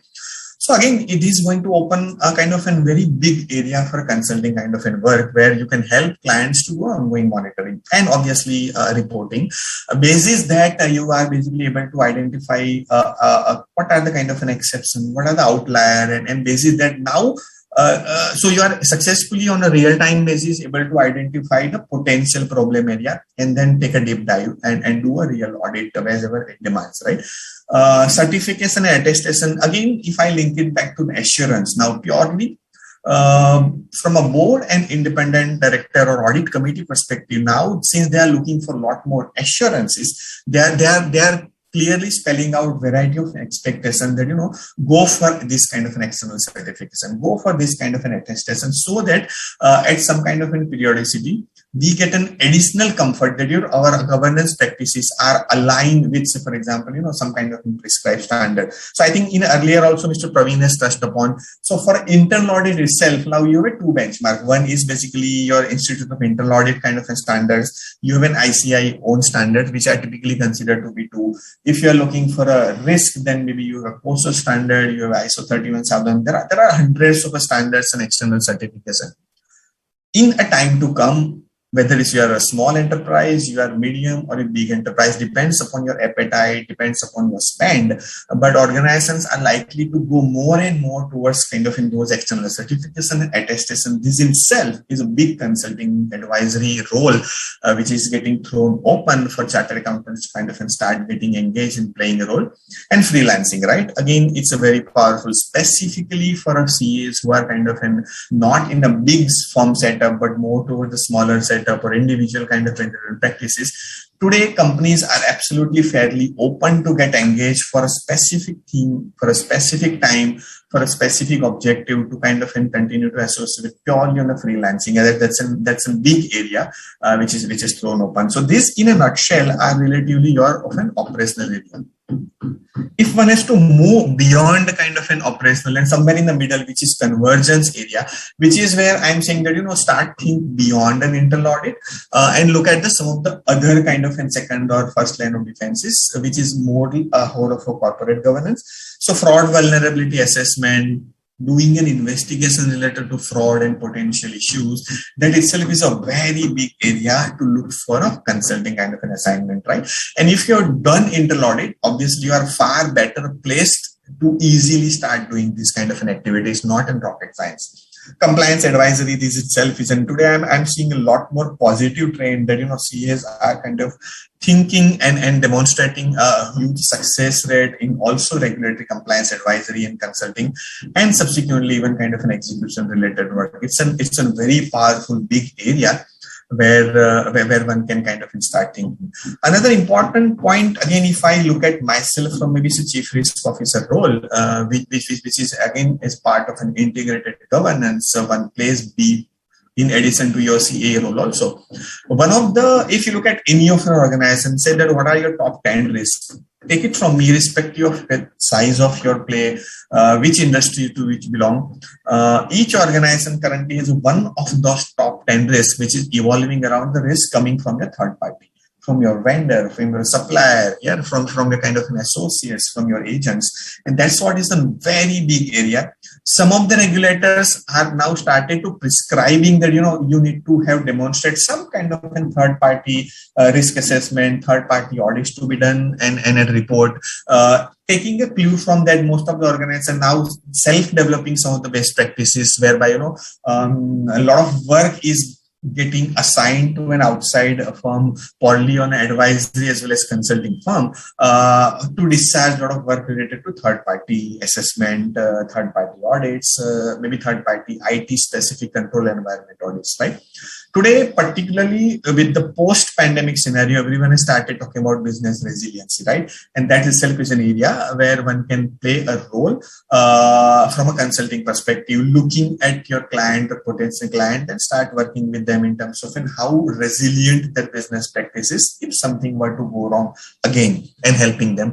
Another from a corporate governance perspective, entire domain around whistleblowing and sexual harassment related, helping your client to kind of set up policies around that, ongoing monitoring and reporting, and including even carrying out specialized investigations, right? That's an area, big area in itself. Again, since organizations are now expected to build a practice which are more of an ethical and business practices, these are an area which are going to, where organizations are going to invest a lot more.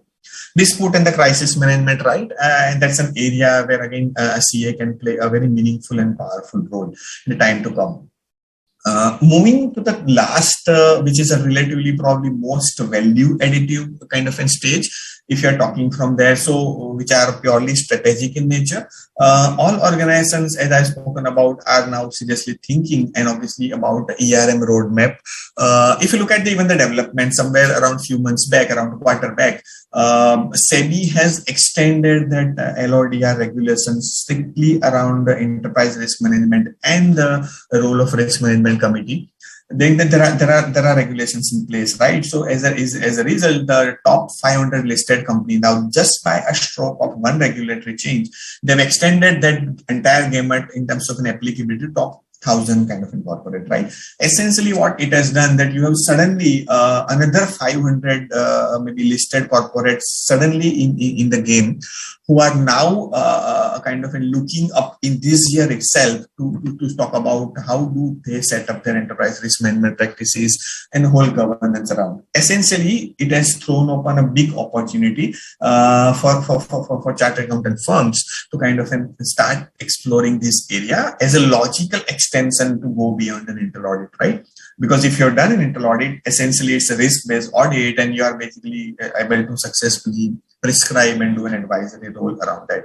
Again, very strategic is that now external benchmarking and peer reviews, again, from an independent assurance point of view, this is going to build up in a big way. So it's extremely important to kind of study and understand for your existing client as well as potential client that, what are the area which they are doing in-house, and what we can get engaged in addition to that, help and consulting kind of in them. To do it at some periodicity as an external expertise perspective. And so we are here to help you. We can help you to benchmark with some of the industry best practices. That's a huge value addition area. Culture audit, right? As an auditor, if you talk about something like this, maybe 3 to 5 years back, no one was even talking or knowing about it. Today, I know that, there are organizations who are successfully doing the cultural audit as a part of your internal audit area. And that's where, again, very powerfully, this is going to go beyond and conventional audit, but it's fairly strategic in nature. Today, I think next point, ESG is buzzword, right? Whole world is talking about ESG, even though people are not basically have fully understood. It has become one of the buzzword and one of the most liked or lovable area as far as consulting world is concerned, right? Essentially, a lot of regulatory prescriptions are in place about the sustainability or ESG reporting. But take it from me today, also maybe it may be viewed premature, but if you focus on the next decade, there are talks which have started today that maybe is ESG as a replacement of what we are doing as corporate governance? Maybe yes, maybe no one knows, but that's powerful. So this is an area in itself to get familiarized and start kind of exploring. There are hundreds of variety of ESG alone itself consulting areas which are coming up. And organizations are very actively and proactively looking for not only on the so-called big firms, but even with the smaller CF firms in terms of helping them who understand them, their businesses, who are maybe doing audit for them and help them in terms of doing some kind of an ESG related journey in terms of how they move up the value chain.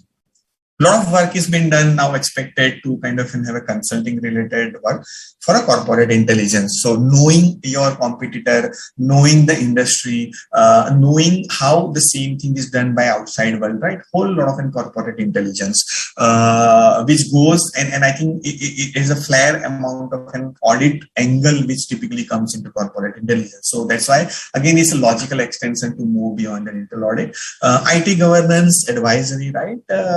Yes, there are specialized IT or technology firm or management consultancy firm play a big role in this area. But again, this is a big area, and particularly why I'm putting it as very strategic and very relevant, that I am very clearly seeing very positive development.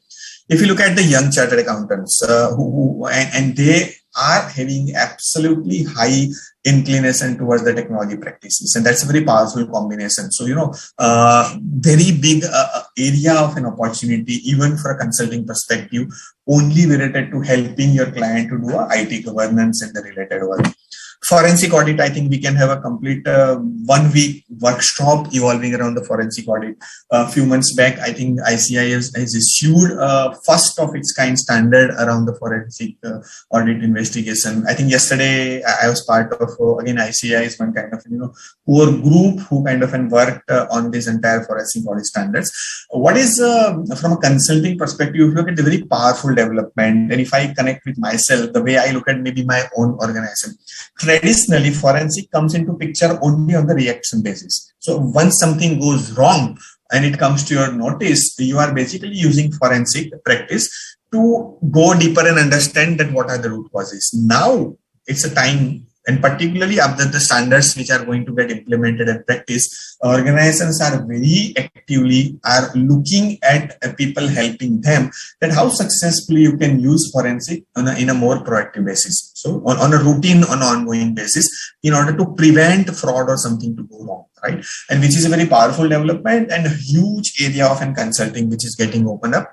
And obviously something which is very strategic, which is a broader governance advisory to your board of your client, right? So these are essentially, again, if I have to sum it up, again, in the interest of time, these I would believe are the three broad area which are essentially related to only corporate governance, but in a different bucket.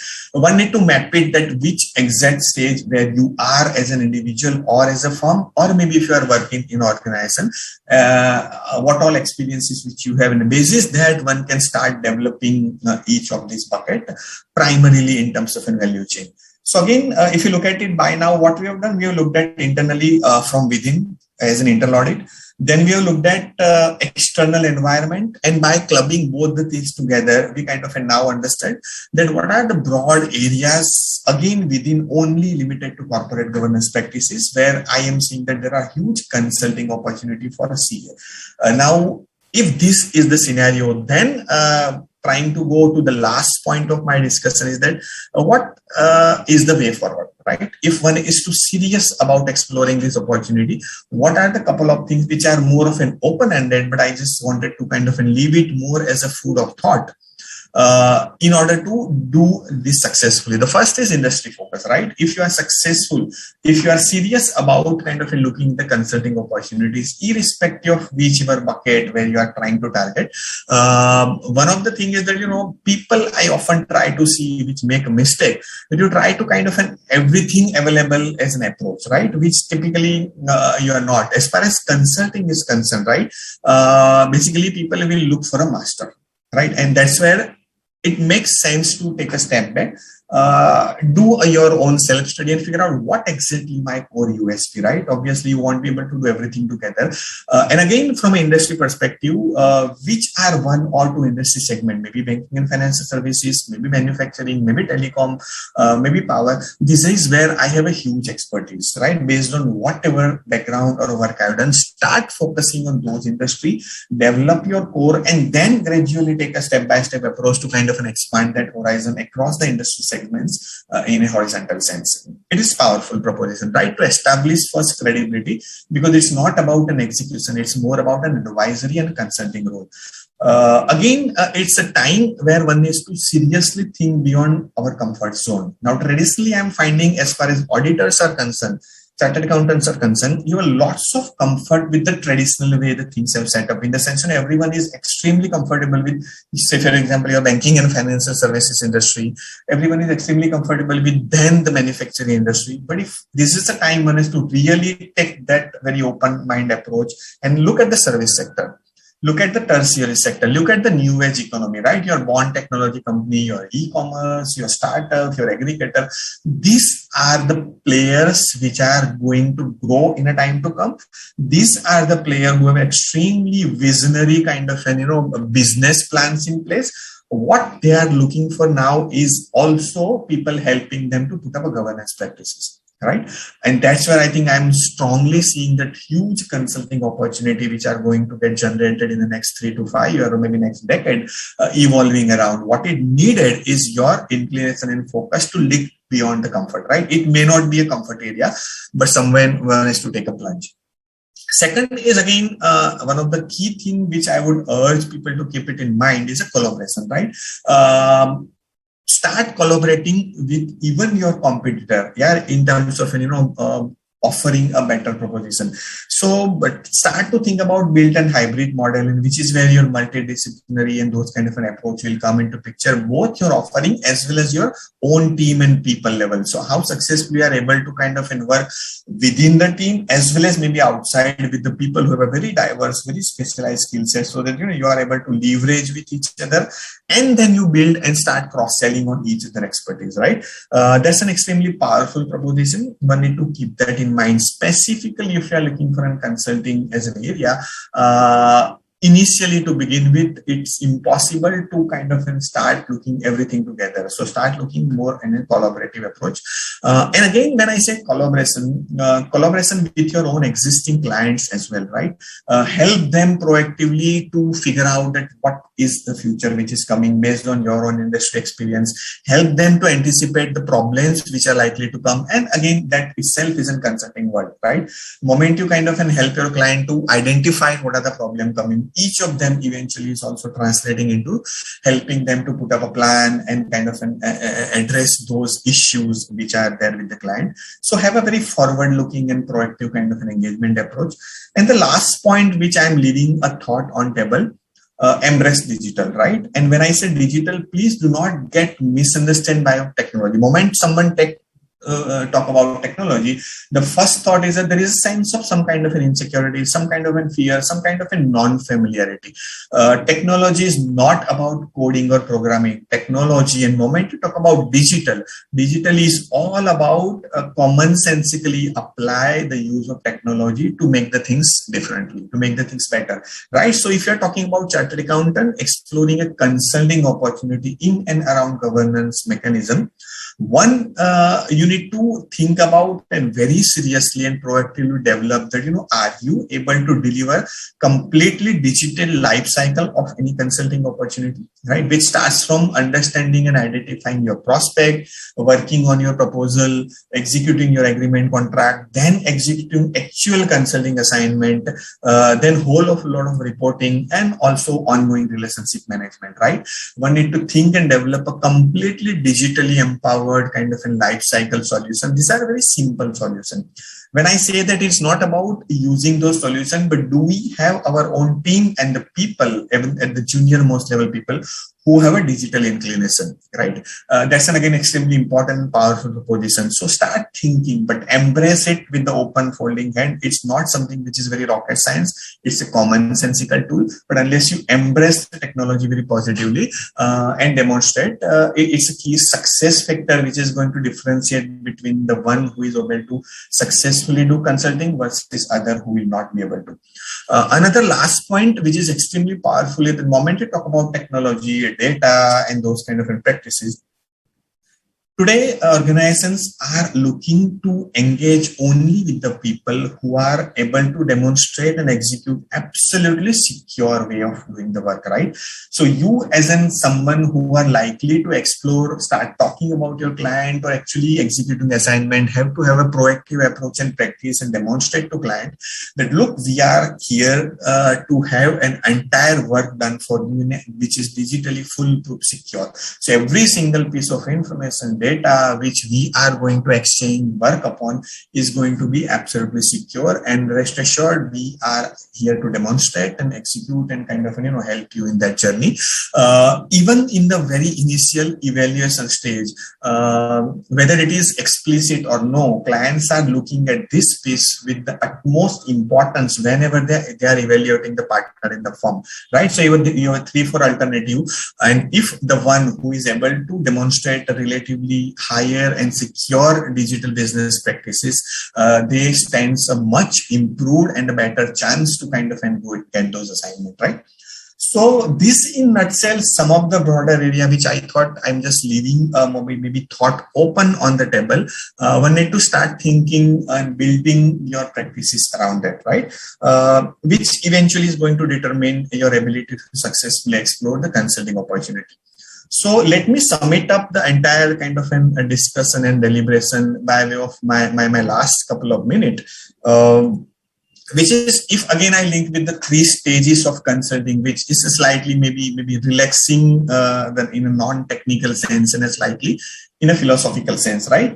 One has to start thinking about consulting. There is an initial inertia. There is some kind of hesitation that this may be a very superlative or expertise related work. This work is primarily related only to big firm. But again, essentially philosophically, what exactly the motivation is that activation, then you intensify, and then you perseverance, right? So even same goes exactly true for a chartered accountant if one has to think beyond internal audit and start looking at the consulting advisory role. Somewhere decide, take an informed decision and activate yourself, right? Somewhere and be proactive. Do not delay it too much if that's an area of interest. Once you start doing it, you have your own learning coming from success and failure, which will then help you to grow horizontally, grow vertically, and that's where you will reach to some kind of critical mass as a part of your overall career, and that's where you intensify this practice. Once you do it, then again, as I said, depends upon your credibility and the size and skill which you built up, the work will now start chasing you as a skill and your competencies, and that's when you continue to be an exercise and perseverance, and continue to intensify and build your effort. You will obviously see very flourishing consulting work related to internal audit and broader sense of governance. Yourself, you are seeing and doing it. So with that note, again, it ends my entire deliberation. Thanks a lot for your patient hearing. My coordinates, my personal coordinates are very much on the screen, and it will be available subsequently also. So I genuinely believe in terms of an ongoing, this is just a triggering some thought as a part of 1 hour deliberation. But essentially, any point of time, anyone individually or collectively want to continue deliberation, most welcome. I'll be look forward for your practical experiences and challenge. We have another some time, so I'm taking a pause and throwing it open for any question and answer anyone has. Thanks a lot. So thank you so much for insights. And as I would say, young practitioner or young chartered accountant, there are so many things to learn from this seminar, sir. So thank you so much. There are a few questions. Let me read it for you, sir. The question is, any internal audit material from institute is available on power and agro industry as such? Primarily, I'm not aware about this agro or that specific industry related material, but not definitely from institute in India. But yes, I think I will look for, and I'm aware about, at least for agri industry, there are some internal audit specific guidance, not really full-fledged practicable standards, which is coming from Institute of Internal Audit Australia as well as one more European country. So yes, these are the two I will advise to look for if you're looking only for those industry specific, some a recommended practice around internal audit. Okay, sir. And one more question is from Varsha. Is there any portal wherein we would get to know freelancer opportunities to start a fresh consulting practice? Not a portal per se, which is driven by either, maybe say, for example, institute or some an industry or regulatory, right? These are largely driven by individual corporates and basis that, what is a publicly or otherwise a forum which is put up. What development which is happening, so for example, if I talk about only IT and ITES industry, you have a proactive governing body like NASSCOM, who now basically get that information and publish in their own portfolio. Right. So those are I would say, not from a regulatory perspective, but keep looking for, first is if you're looking for a specific industry, what are the some governing or quasi-governing body who are working as bringing all the player of those industries together, and start looking at those portal, which is where you will be able to get not exactly maybe specifics of a particular consulting assignment, but you will get a lot of insight in terms of where those players within those body are moving, and that's where you start looking for approaching those players proactively. Okay, sir. Thank you. And the last question is request to present your views on global opportunities and challenges and statutory or regulatory requirements. True. Global opportunity, challenge, opportunity. Let me first begin with the opportunity. Opportunity are plenty, right? So today, as I have said, that there are a couple of development. One is even the geographical or physical lines are kind of diminished, right? It doesn't matter from where you are located for a specific type of work. Particularly the work which we are looking at has some amount of a physical interface or face-to-face interface, but it can easily be replaced by use of technology, which is what even in my case, or maybe all organizations have successfully demonstrated, specifically in the last couple of years. In the way pandemic has been responded, most of the governance related work, organizations and their even the consultant have been able to successfully discharge without having a major disruption. So I think I'm seeing that it's a huge opportunity. Challenges, yeah, there are a couple of challenges. One, moment you think about a global, look at the cultural compatibility, right? Extremely important. Your apart from operational challenges, which could be a language barrier, which could be your time zone barrier, which could be your understanding barrier, but there are cultural compatibilities. You need to really understand in terms of what kind of an industrial practices which culturally fits into your kind of ability to offer those services, and that's where opportunity of engagement. As far as statutory practices or guidance is concerned, yes, there are regulations in place. So technically, as far as governance work is concerned, there are in India, as well as if you look at basically exploring consulting opportunity work with, say, for example, firm which is maybe located or registered in Singapore, one need to be mindful that yes, within the Singapore there are regulations which allows or do not allow the companies there to kind of an outsource or have an engagement with a firm outside those geographical territory. So that's a one area which kind of an work is allowed and not allowed. Second most important thing which is going to play a big role today, say for example, regulations like GDPR, right? So while you are able to do a consulting or execution work for maybe some of your clients which are located in European, but even that you have lots of obligation moment you start working on any single data piece for your European client, because it is usually governed by GDPR like regulation. And at home, what we are talking is just a question of maybe another 1 quarter or maybe 2 quarter, but our own India data protection regulations are going to kick in, right? So as in someone who are exploring a cross-border or kind of a global consulting assignment, extremely important to first understand what are the applicable regulatory prescriptions at home as well as in the host country, and then kind of an approach those assignment with those clarity in the mind. Okay, sir. Thank you so much for answering the questions. I guess we are done with the question and answers. Yeah, there are no. Okay, we are done with the questions, sir. So thank you so much for sharing the insights about the consulting areas in the internal audit. Definitely, it will help us as a young practitioner or as a setup practitioner as well, because looking at the scenario, these things are very important and we should take all note of it. So, sir, thank you so much on behalf of Pune branch of ICAI. We would really wish to see you on some other topics as well.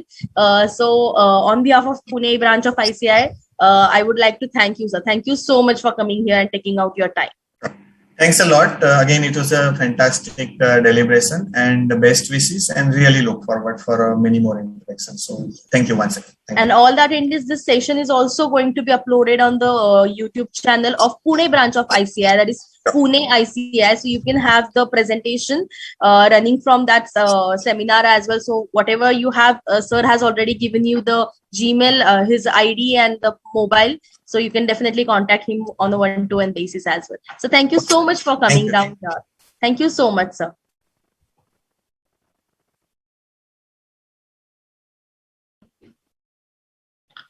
Okay, and now we are moving ahead.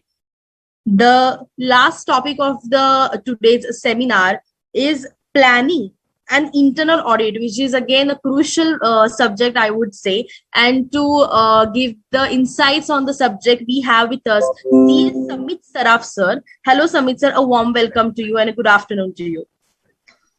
Let me introduce Samit sir. He is a fellow member of ICAI and holder of Advanced Diploma in Management Accounting from SEMA, London. Over 8 years of post-qualification experience in the field of internal audits and risk advisory. Partner in two well-known CA firms, namely Kirtane and Pandit LLP and Seraph Associates, handling the practice of internal audit and risk assurance for mid-size and large corporations pan-India, which includes listed companies, government corporations, as well as MNCs, core group members of BCAs since past 6 years, currently part of the seminar and membership committee for 2021-22, contributed to the illustrious BCAS Referencer annual publication on subject of auditing for past 4 years, speaker at prestigious forums such as ICAI, etc. on the subject of internal audit, part of a board of directors of Global Chamber of Saraswat Entrepreneurs, a Section 8 company popularly known as Saraswat Chamber of Commerce. A warm welcome to you, sir. Now I would like to request you to please continue with the session and give us the insights. Over to you.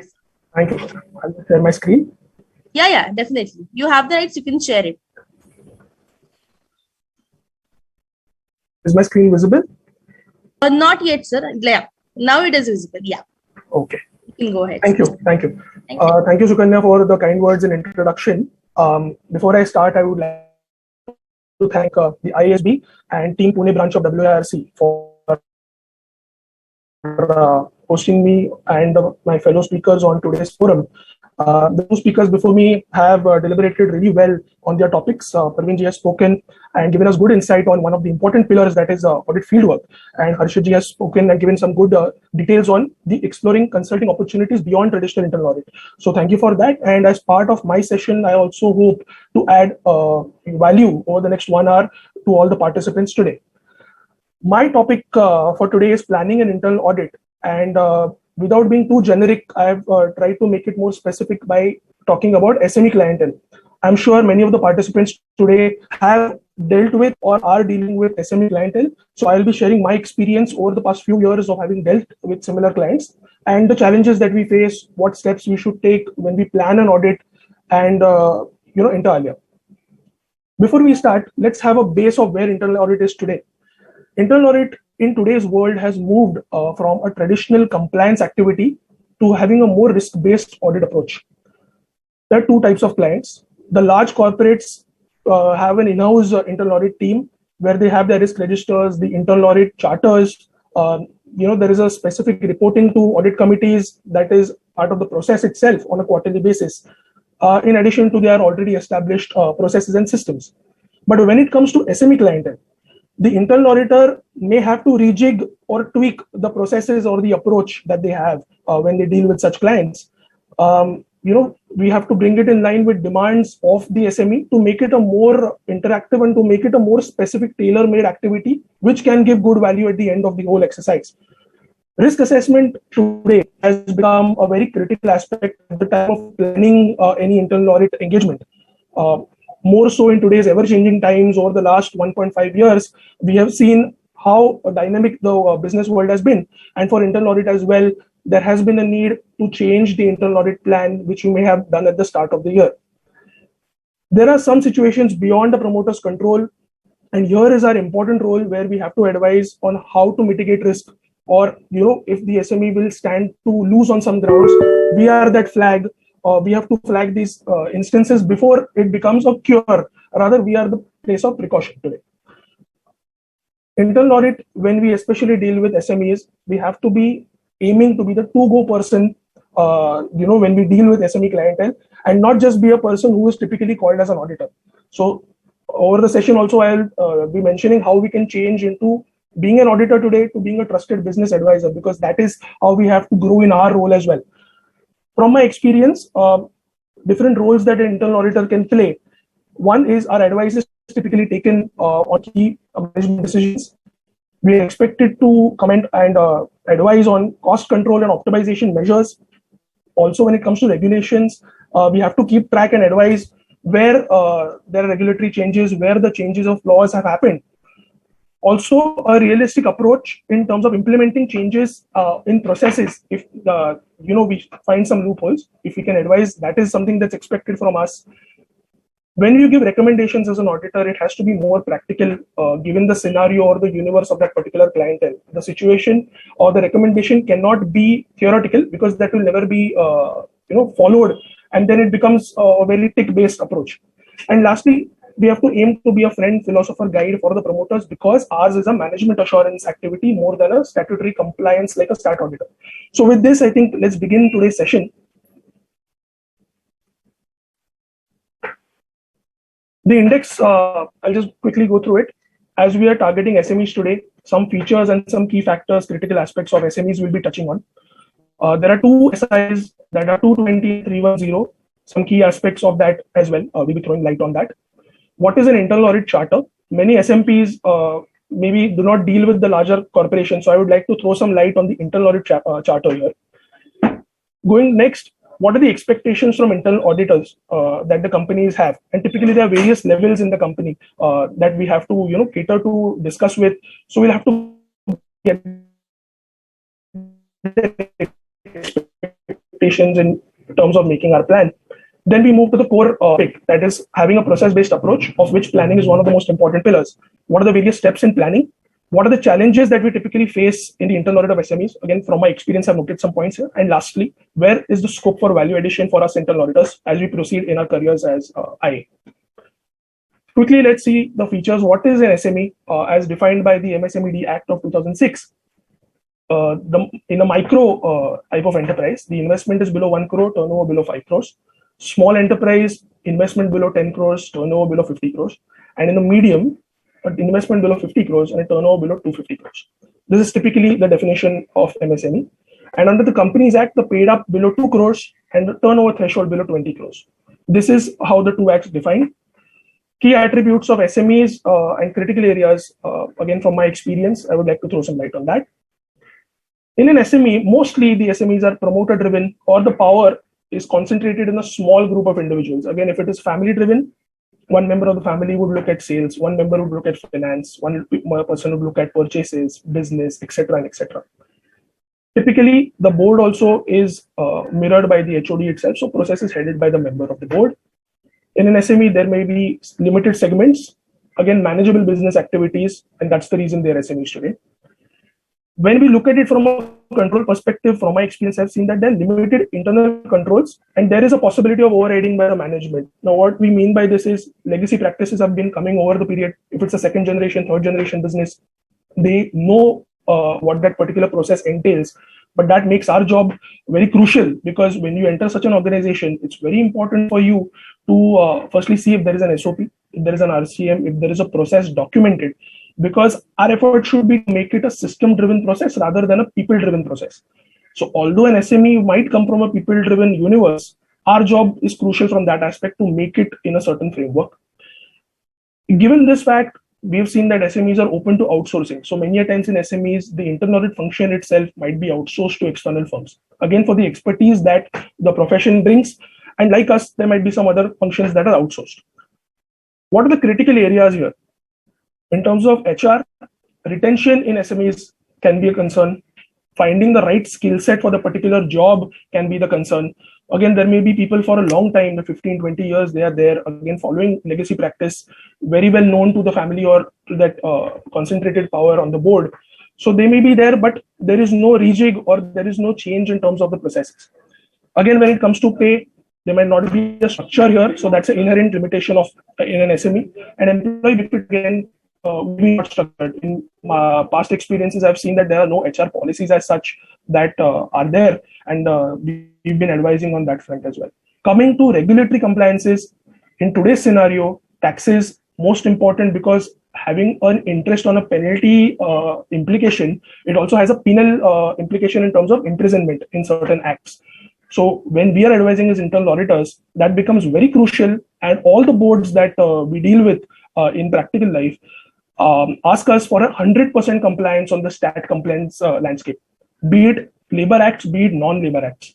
We have to really ensure, firstly, see what acts apply to that SME in terms of the whole taxation compliance universe, and go for the critical penal implications first in terms of our audit. Again, increased filings that are coming from various governmental authorities. Many a times in an SME, if there is not that much insight in terms of what filings are required, they have a small team. Our job as internal auditors is very important in terms of telling them that, look here, maybe form MSME 1 that has recently come in as a compliance from ROC, that is not being filed by you. It's very easy because many forms are coming in and can be overlooked, maybe inadvertently. So our job is to basically see that all forms, all documentations, especially in stat compliances, are being complied with or not. Again, it has a penal implication if it is not complied. Newer regulations are very similar to that. Government has been announcing many packages for MSMEs and SMEs. Is the SME taking benefit? If we see that they could have taken a benefit, but they've missed it, we can bring it out. It's a management call, what they want to do. But if we see that it's missed out, we can very well bring it out because it's a cost control optimization measure that we can suggest as part of our audit. Coming to financial matters in an SME, usually there could be a capital constraint because it's more or less own funds that are coming in, limited loans that are being taken for the projects. So that can be due to maybe gestation in terms of debtors management and delayed receivables. There could be cash flow issues as well. So how is the MSME planning its fund flow and cash flow? If auditors, while doing the finance audit, can throw some light on that aspect, that will be a value addition again to the SME board. When we come to technology and what we are listening to many seminars and in news articles, public domain, we have seen cases of ransomware or certain hacking or malware that is coming in. So it's very important for a business, especially an MSME, to have certain budget invested in technology. From our experience, we've seen that IT infra, when we check it as part of audit, there is certain lack. Maybe firewalls are not there. Certain antiviruses have not been taken on all computers that are there in the business, or many things like that. Server is not there, for example. So they must have faced a problem in work from home scenario in COVID. So basically, when we see IT infra, do we find any loopholes there? It's our job that we can maybe point it out to them so that they can be more robust. Software licensing, I've just mentioned. Today's world, you cannot have a cracked version of a Microsoft OS, for example, or an antivirus, or a cracked version of an accounting software. It is absolutely wrong on the business side. Although it entails a cost, it's very important to have a legitimate software because then you can have a response or a sales service that that particular software company can help you with. With a cracked version, that's not possible. So that can result in loss of data or any other critical losses that can take place. Are they using basic tools apart from Excel in terms of their business activities? There are many tools that are available in today's business scenario, for example, in MIS or cash flow management. Is the company using those tools? Are they aware of that? We can advise on that front from a value add perspective. And artificial intelligence or machine learning. So when we speak of tools, there are certain tools which, again, for receivables, for payables tracking, for GSTR 2 reconciliation, there are some websites that are there today in today's time that help you with the reconciliation and taking it away from a manual compliance. So our company is using this actually, because if they are and we advise them to use such softwares, it makes our job also more secure. And then we can check if those softwares are doing their job properly or there are some loopholes. When it comes to strategy, our businesses or SMEs looking at the demographics, where their businesses are, who are their peers, is their customer base changing over year on year, what newer products are the peers bringing in. So this is basically to do away with the redundancy that an SME can face, because if, for example, I say export is banned for a certain product and this SME was in that particular business, can we as auditors look at articles available or industry reports that are available in public domain and maybe tell them that maybe in the next 2-3 months, because of this policy, you might see a drop in your business. So there might be a change to look at different products or rejigging your customer base. So this is some insight that we can bring if we are doing an audit of the operations in the business per se, in lieu of just doing a financial audit. And lastly, are we benchmarking industry standards by the use of industry reports, sectoral ups and downs? For example, in this, tourism has seen a big up and down in COVID era. They can't look at the same benchmark that was done prior to March 20 in the last 1.5 years. So are these businesses especially looking or strategizing on this front? Very important aspect, and hence these are the critical areas. When we come to the SIA universe for the planning aspect, 220 and 310 are the two SIAs that speak of internal audit planning. There are two levels of internal audit planning. One is an overall annual internal audit plan, which is prepared at the start of the financial year. Once it's prepared, it is presented to the board of the audit committee for their approval. Once the approval comes in, us as auditors, we are going ahead with the implementation. And every quarter, we report on that aspect to the audit committee on the board. When it comes to the second aspect, there are specific departmental audit plans that are given. So this more so happens where there is an in-house internal audit already in that particular corporate, and some aspects or some departments are only outsourced to get an external outlook on that particular function. For example, an HR audit. In our past cases, we have done HR audits in multiple functions or multiple companies rather, where there has already been an in-house internal audit, chief internal auditor. There is an internal audit team. Still, they want an external audit firm to come in and do a deep dive departmental audit of that particular function, again, given its criticality to that particular business. What are the essential documentation that needs to be ensured? And we'll speak on this in detail as we proceed. I'll just throw some light. When we plan, the information that we gather about the business, its operations, the systems, the universe in public domain, the sector, the processes, any past issues that the company has faced, any litigations that are ongoing, the sector is facing any flack from the government, any recent impact due to COVID, for example. This is something that our team needs to do a deep dive in planning phase itself, so that we can prepare an audit program in that line. When we come to audit universe, what we mean is the core and the support functions.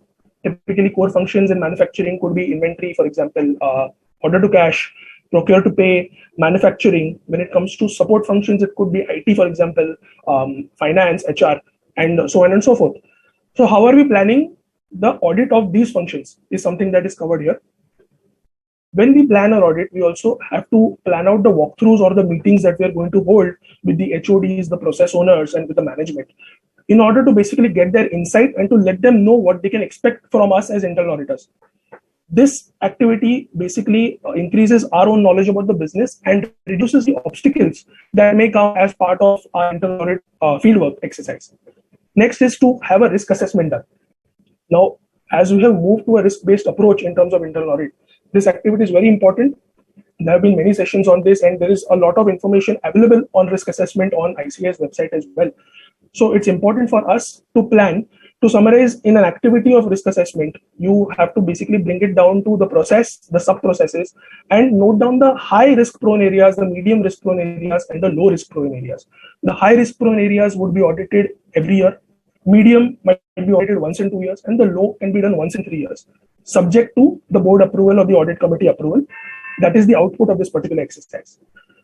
What are the resources that are available with you as an internal auditor? The skills need to be matched with that particular audit's requirements. So if I speak of an HR audit, you need someone who knows the statutory compliances for labor law acts, for example, or how is the universe of a hire to retire HR audit done, employee onboarding, the induction training, the CTC affixing, payroll, how are the exit formalities done, is there a feedback that is taken, how is the financial aspect of a particular HR department handled, the budgeting, for example. So you need to plan your resources also at this point as you are planning the audit program. And lastly, in this, we need to document the annual internal audit plan that is approved by the board. If there are any changes during the year, there may be a need for us to maybe redesign the plan basis the external and internal factors that impact the company. But at the start of the year, this should be well documented, so you are clear in terms of your planning and your deliverables. When we come to the charter, more so this is seen in larger corporates. It's formal document, basically again approved by the government body in most companies as a board of directors, and it's agreed to by the C-suite level, that's the management. It speaks of the purpose of internal audit within the organization, the authority of internal auditors, the responsibility of internal auditors, the position of internal audit within the organization. So basically, it gives you a blueprint of how internal audit plans to operate within the framework of the company. It also gives reporting lines to the chief audit executive, that is the in-house internal audit head, and how the reporting happens to the management level, to the audit committee. All that is made as a framework or the process in this particular document. It also speaks of the responsibilities of the internal auditor. Again, as I said about reporting, where there can be a conflict of interest, how is it assessed, who has access to data, who has access to premises. It's very formally documented.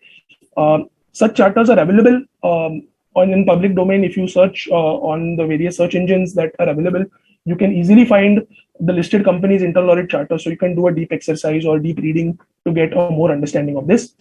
Next, it lays down the internal audit plan for the year, how it has been submitted to the AC for the approval. How do we report material deviations? How is a flash reporting done? Now, what is a flash reporting? Basically, in terms of if there's an important high-risk issue that cannot wait until you release your audit report or the draft report, you need to release a flash report to that particular HOD or the chief audit executive so that immediate action can be taken, especially for high-risk issues. So that can be, if now that in this session we are looking at SMEs and not large corporates, the internal audit charter is replaced with these same objectives by an engagement letter. Now, I'm sure when we are doing internal audit, most of us, or rather I would expect all of us to be signing an engagement letter with the client. This is exactly what the internal audit charter talks about. So I'm sure I have given some understanding on what this entails. What are the expectations from the internal auditor as we plan, or in the planning as well as the last end result expectation? The audit committee might want us to, report very crisp and give an assurance in terms of whether controls are in order. They need an executive summary of the high-risk issues. They want us to report on all the high-risk issues. Typically, what happens is when you discuss your draft report, there might be a request from C-suite level that this is not important. This audit committee, why are you wasting their time? Very rightly, as Parveenji also has spoken in the first lecture today, this is absolutely a practical reality. And you need to take that professional judgment of how you want to present it in the best way possible to the audit committee, so you are above board and you are being transparent here. And lastly, statutory compliances is 100% required by all the audit committees, at least from my experience. So you need to comment on that as well. When you come to the next level, that's the management, or the C-suite level as they call it, they want a value addition and new findings in terms of each audit that we do. They want us to maybe comment from a business perspective, because that's how the management looks at things. Again, from a cost control measure, if you can give some suggestions or measures to them, that is appreciated. And that's how they look at internal auditors. Some cases in past, I have seen that, the observations that we have brought out and discussed at management level, they always map it with the fees that they pay us. I don't know why they do this, but this is from my experience. I've seen it, especially in terms of if we say that we have paid X amount extra in a particular purchase, assignment or a purchase order. Again, we are paying you this much. Are you giving us that much financial benefit? Are you recovering your fees? This is how some management members look at it. Maybe it's a reality, but yes, as part of cost measures, we should also focus on where we can save cost and reduce the excessive cash outflows for the client. When we come to the process owners, that's a base level of any department. They would first want us to understand the working constraints when we're planning, and when we discuss with them.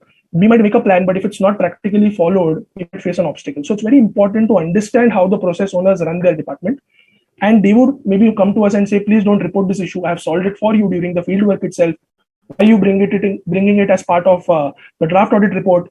To avoid a sorry face in front of their HODs. Again, as auditors, we need to take a judgment here. And in my opinion, we need to report all the issues that we find and do a basic risk rating that's high, medium, low, but do report and take a documented response from the management members on that front. If you have a telephonic discussion at any level, please put it on email and say, as discussed on telecon, kindly confirm my understanding as discussed today. And you mention that and ask them to confirm. Tomorrow, it's very easy for them to go back and say that we didn't discuss this at all. Again, then it makes your job riskier. So how you have to, especially when you are advising on risk, you have to also see about your own risk as auditors. So look at it in detail on that front. Now, before we dive into the planning steps, I would like to quickly throw some light on the process-based audit approach that we follow. I'll go in detail on planning here. When you plan an internal audit, firstly, you need to send a audit notification letter to that particular department. As you already spoken, you need to gather the background information about the company, more so about that department. Has there been a material change in the department or the company? Is there a change in leadership, or has the sector seen ups and downs? Here is something that you can make part of your background information collection. Identify the risks. Now here, if you already have an RCM or an IFC matrix that is there in the company, you may want to test it, or you may want to refer it before as you make the plan. Or if there is not, you may need to do a risk assessment exercise to make an RCM afresh. And basis this, you create the audit program. With that audit program, call for an entrance meeting with the auditing department. Here you discuss what you have planned. Your program or your scope of work basically is displayed in that meeting with the auditee. Solicit their inputs, add, delete, amend certain points so that they are comfortable with your scope, and there's a clear understanding between the auditors and the auditee that this is what is going to be done in the over the next 15-20 days or 1 month. Explain your approx time that you're going to take in the field work, what resources, who is going to be the team lead, who are going to be the team members. This can be discussed at the entrance meeting level so that you reduce the friction or you reduce the obstacles that your team might face in the field work. I will not take too much time on fieldwork because Parveen sir has already deliberated very much in detail.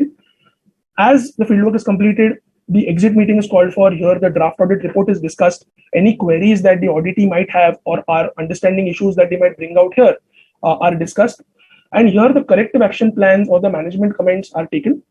And the practical recommendation that we want to give is discussed. Again, they have to agree to it. We then put a responsibility and we mention the target date by which, before which they are going to comply with this particular corrective action.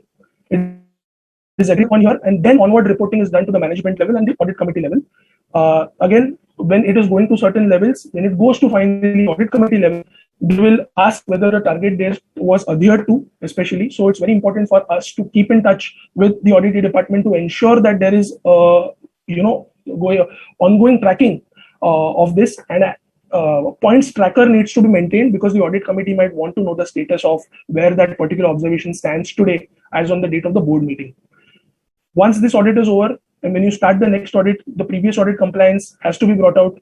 Again, there you can comment whether the target date was adhered to, whether this point still remains open, and this will give the insight to the board how they want to deal with that particular audit. So that is what is in the last pillar that is followed. This is how any departmental audit we plan as part of our team. It is very important to stick to a particular process and be very transparent and communicative with your client. Now let's deep dive. When we speak of a risk-based audit approach, firstly, it's about understanding the organization. Next, it's about identification of the audit universe, core and support functions like I mentioned earlier. Risk assessment, which entails timely identification of the risks that are applicable to that particular business. How you plan your resources, what skill sets are required for your team, the time frame that you're estimating, and creating the audit plan on that basis. When you create the audit plan, firstly discuss with the audit management, with the management here, solicit their feedback, amend if necessary to make it most tailor-made that applies to that client. Next, it will go to the board or the audit committee approval. And then once it's up, the implementation of the audit plan before the financial year starts is that, and you conduct the audits as per that particular plan. So this is being as crisp and as deep detailed as possible. You don't leave any scope for a misunderstanding or an error, especially in the planning stage, because if there is any error here, the execution will definitely be hit. When you speak of assessing risk, it should be done on a periodic level. Annually would be a better way to do it. At the start of the year, do assess, especially when in dynamic times, you can't stick to the same RCM that was applicable last year, because in today's time, things are changing very rapidly. The landscape is changing extremely fast. So for you to do it annually, at least, it's very important. And needless to say, audit plan, if it requires tweaking, it has to be updated to stay more realistic. In step one, that is understanding the organization.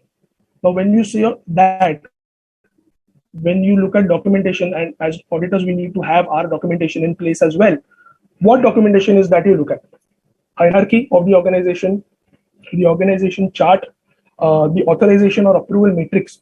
In SMEs, what happens many a times is, being a small organization, it's more legacy practice.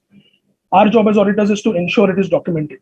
Keep pushing as part of your internal audits to ensure that this is documented and being a system-driven rather than a people-driven process.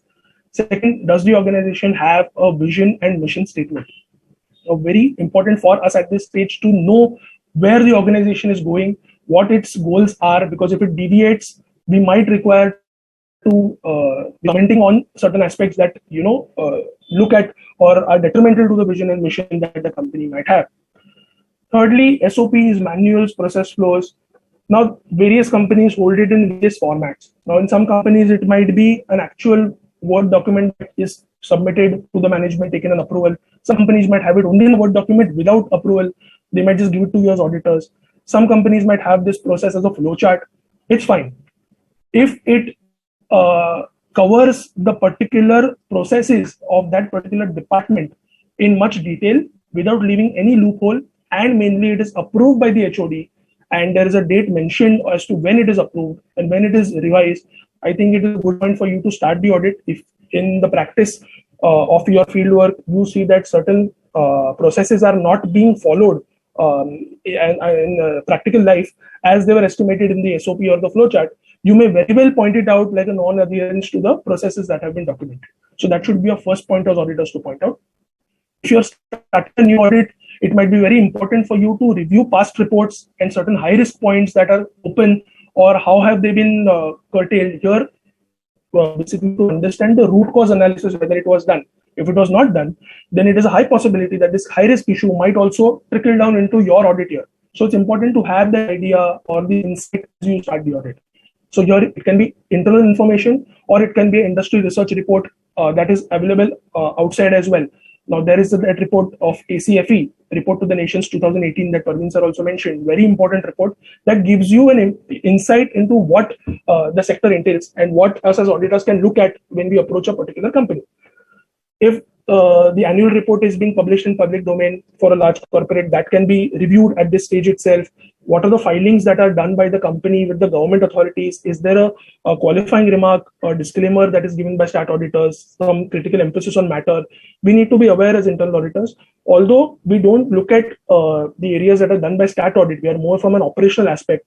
When you do the finance and accounts department audit, it might be very critical for you to point out and give that insight to the stat auditor, so that their job also becomes slightly easier, and there is a 2-level check for that particular risk that is coming out of a particular misfiling or a qualification. Understand the business process in detail, because that is going to help you draft your audit scope and plan. Your discussions again with management members, process owners, very critical. Go in as much detail as possible and be sure to document what they are telling you. Maybe as part of your documentation, or take it on email. Very important, because you can't afford to have a misunderstanding or a miscommunication at the start level. News reports, RSS feeds, press releases, yes, that's all available in public domain. The team or the partner here is very critical, who is guiding the audit team. These aspects have to be looked at. Interact with stakeholders, team members, as I mentioned. Sometimes in an SME, what might happen is the board might want to first discuss with the internal auditors, this is our top-down approach. These are areas that we want you to look at, and then you plan your audit accordingly. So you're in point number 2, that is very important, and walk through like I've mentioned, but do document it in writing or email as the case may be, but don't keep it verbally. Step 2 is about identifying the audit universe. The auditable unit can be a department like a finance, HR, IT, purchase, etc. It can be a process, again, P2P, O2C, hire to retire. The entity itself can be an audit unit. If there's a subsidiary to the particular building, you can audit the entire entity here. For example, or a location. If the plants are there in 10 locations and the HO is in Mumbai, for example, or Pune, you can take that particular location as the auditable unit. So cases might change, but for you, the definition should be an auditable unit. Core processes are O2C, P2P, inventory, logistics in most companies, like example, manufacturing here. In support, finance, accounts, HR, IT. Now in IT, being a new age area, more so very important that you have an IT expert as part of the internal audit team, maybe a DISA or a CISA. You need to see if the general controls are in place, or the hardware, software, how's the data security, especially in work from home, is being secured. It's very important for you to give some insight to the board here. Stat compliances, 100% should be covered in all quarters. And if possible, and if there is a top-down approach as well, some qualitative indicators such as if safety audit is being done by a third party, is that being covered? Please comment on that if there are certain issues.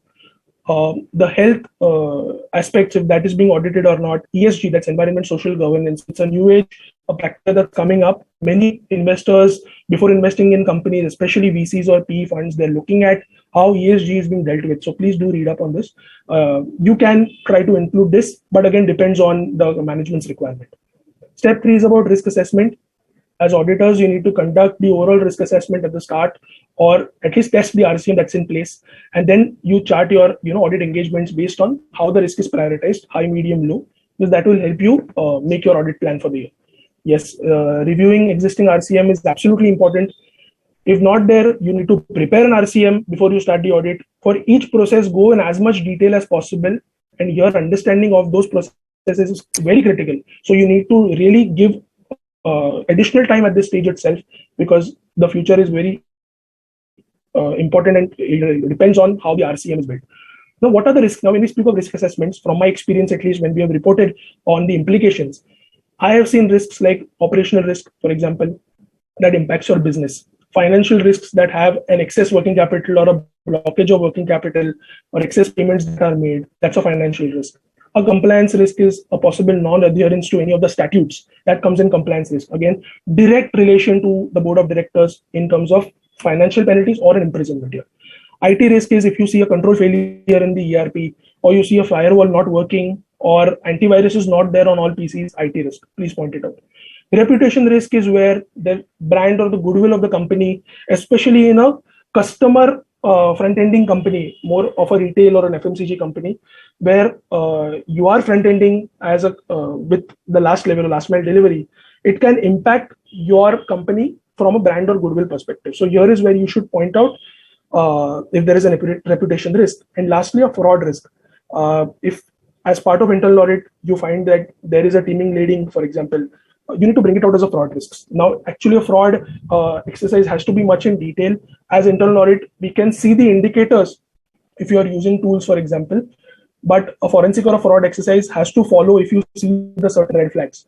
And that's where the deep dive will show you more of fraud risks. But it's very important that we flag it as we see it. Do not go by verbal assurances that the management might give you. Please do a deep dive and assure yourself of this particular risk. In the audit planning, you need to again consider inputs from the stakeholders. And the start of the year, you need to finalize the plan. As we've already said, core and support processes as they apply to the company have to be included in this plan. Do not leave any process. You might change the periodicity of auditing that process, but do not leave any process out. A detailed scope has to be prepared basis your understanding and discussions with the process owners, communicated to the audit to the HOD of that department for their sign off.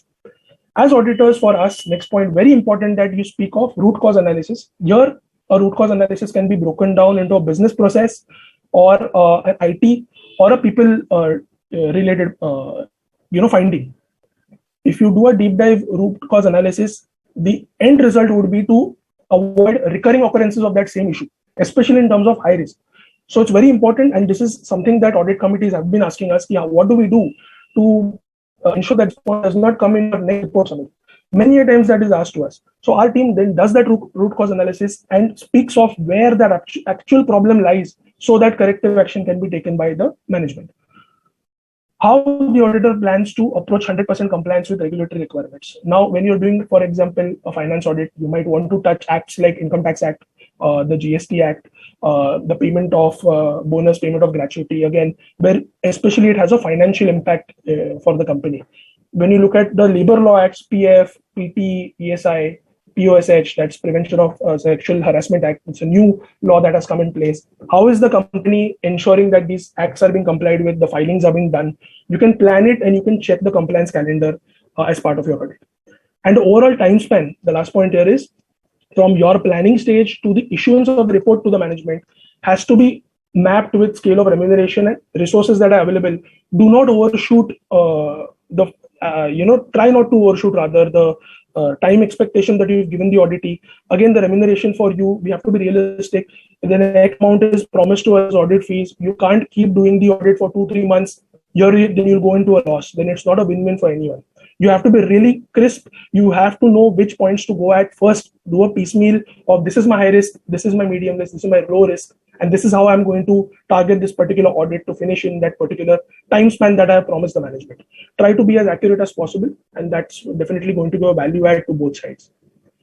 Step 5 is about the audit plan approval here with the management. It has to be approved by the board, the audit committee, and very important for it to be minuted in the board meeting minutes.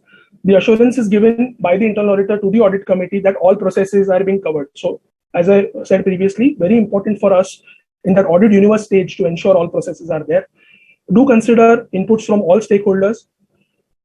Give a clarity on the frequency and timing of the departmental audits as part of your plan. resource allocation for you, you should be knowing it very clearly and put it out as the approximate estimated plan that you have in place. Skills management in terms of the complexity, somewhere you need experts come in, like an IT expert or an HR expert or someone who knows that particular IFRS implementation, for example, if that is a finance audit requirement from internal audit, you need to bring these experts in as well to give a more better value add.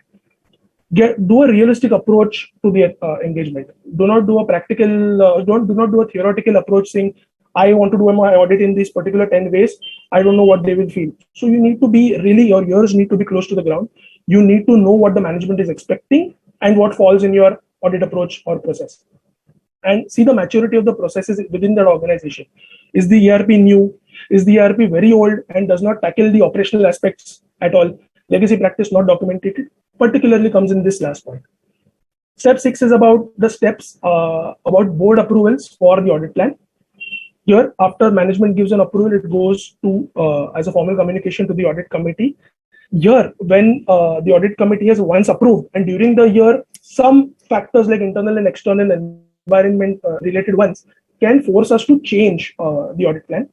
Changes in laws, regulation, industry scenario. Good example is COVID. If there is a change at the leadership, new management comes into the company, they have a different approach. They might again request you to change. If your client company has acquired or sold one of their business segments, they might want to include that or delete it from the audit plan.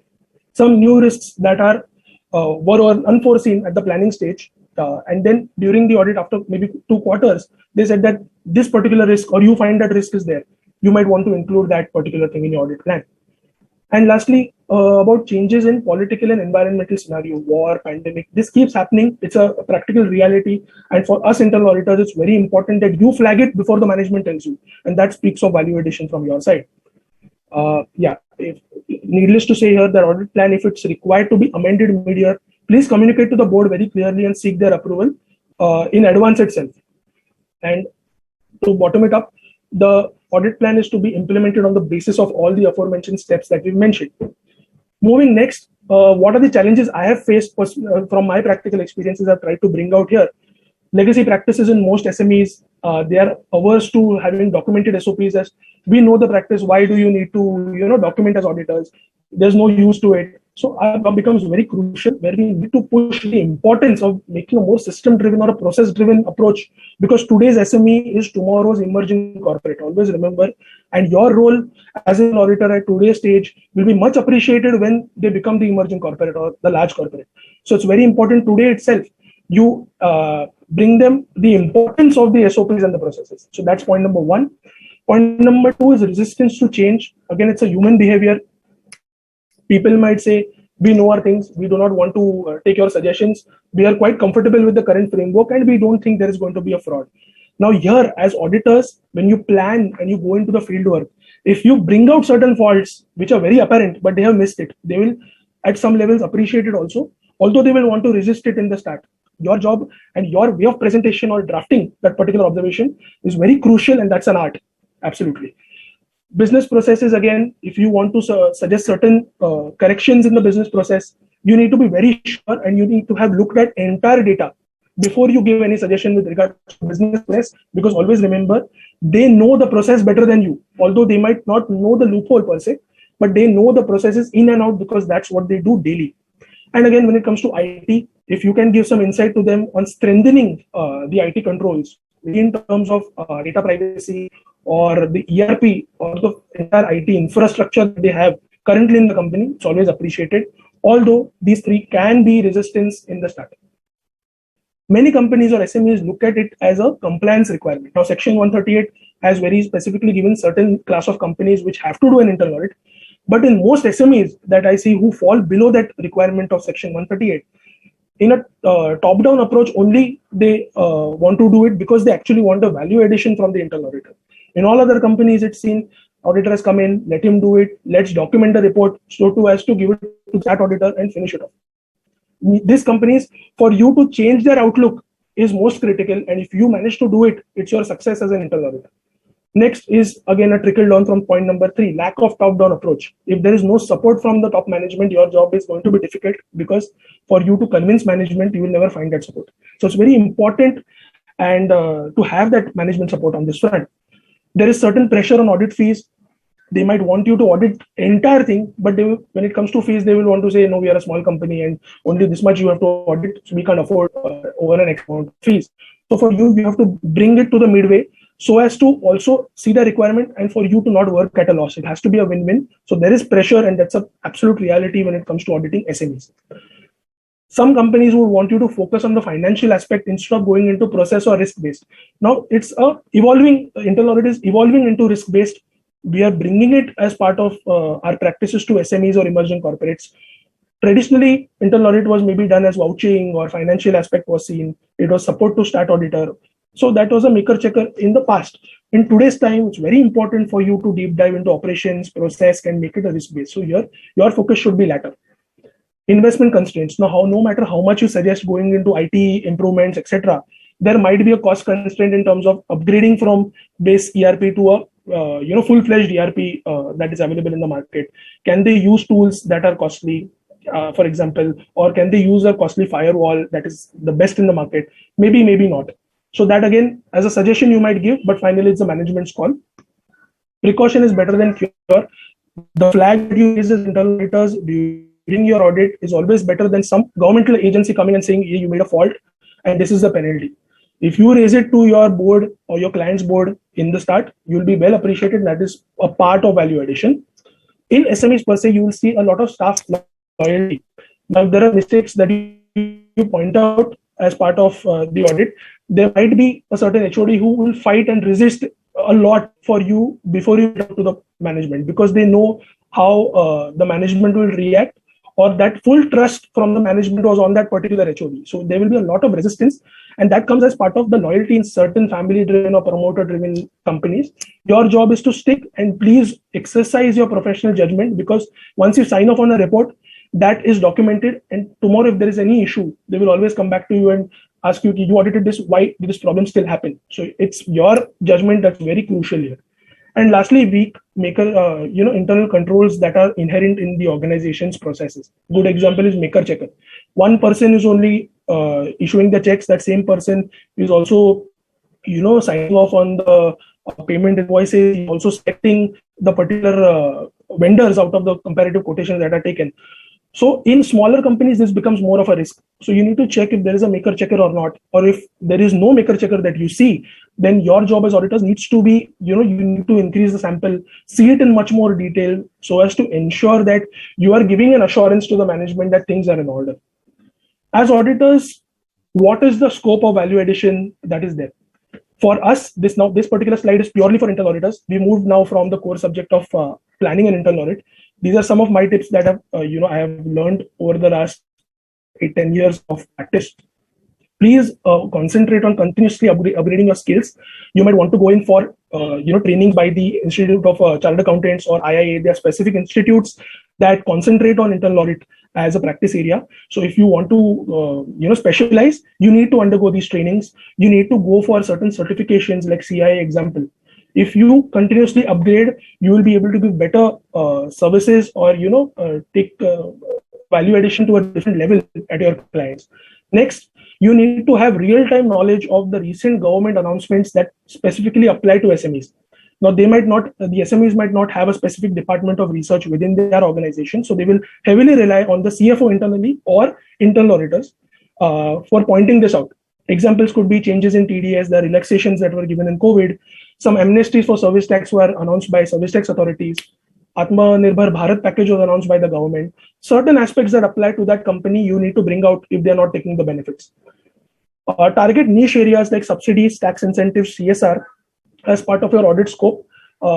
This also goes very important because your audit universe also keeps dynamically changing. Every year, you're not going for the same core and support functions. They will also see that you're targeting certain important qualitative areas which they can take benefit of, but they are probably missing. And that's, again, part of value addition. These areas can give tangible benefits where the companies can save as well. Map the SME's practices with the industry's best practices. Now, you might, as an auditor, have experience of dealing with a larger company in the same sector. So when you go to an SME or an emerging company in similar sector, you might want to mirror the best practices that the bigger company was using. Obviously, you have to keep in mind the confidentiality and everything as auditors that we have, taken an oath to or signed on. But there is no problem in benchmarking. If you do this at a very early stage of an SME, it will go a long way in terms of that SME having its robust processes when they become a larger company. Like I've mentioned about root cause analysis, absolutely important in today's time, because every year if you keep pointing out the same observations, after a point the management will come back and say, why did the same problem happen again in next year if you had taken corrective action last year? It's a very simple question, but it should be tackled by root cause analysis.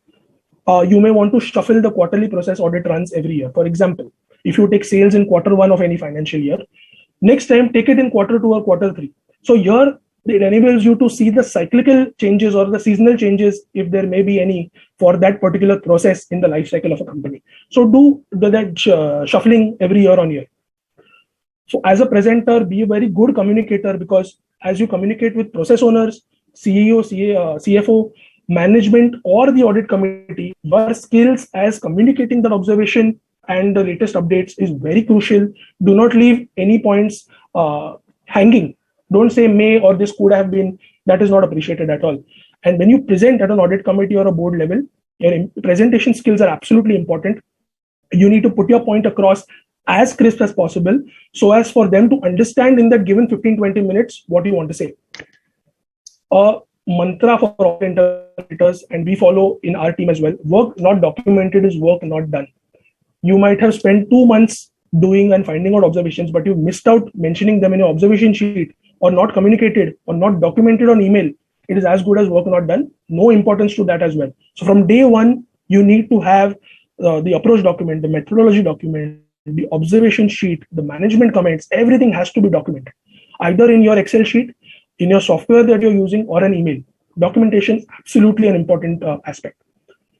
As auditors, please look ahead, build for a better tomorrow, because SMEs today will definitely be tomorrow's big companies. And that I have seen, because myself, I have transitioned from being an SMP to today working with a larger firm. So there have been companies which I've seen were smaller 8-10 years back, but today are big companies. And processes that we set 8-10 years back today are, reaping the fruits for those companies, and they are more robust. So this is absolutely, and this will continue to apply to all client companies. And the last point here is, from an internal audit role, please try to move as being a trusted business advisor, because that is what today's managements or boards require. They should turn to you for advice. They should turn to you for those crucial management decisions. And that's where your importance will be fourfold, I would say. There are client companies that have changed the outlook of looking at you as an internal auditor, today looking at you as an advisor.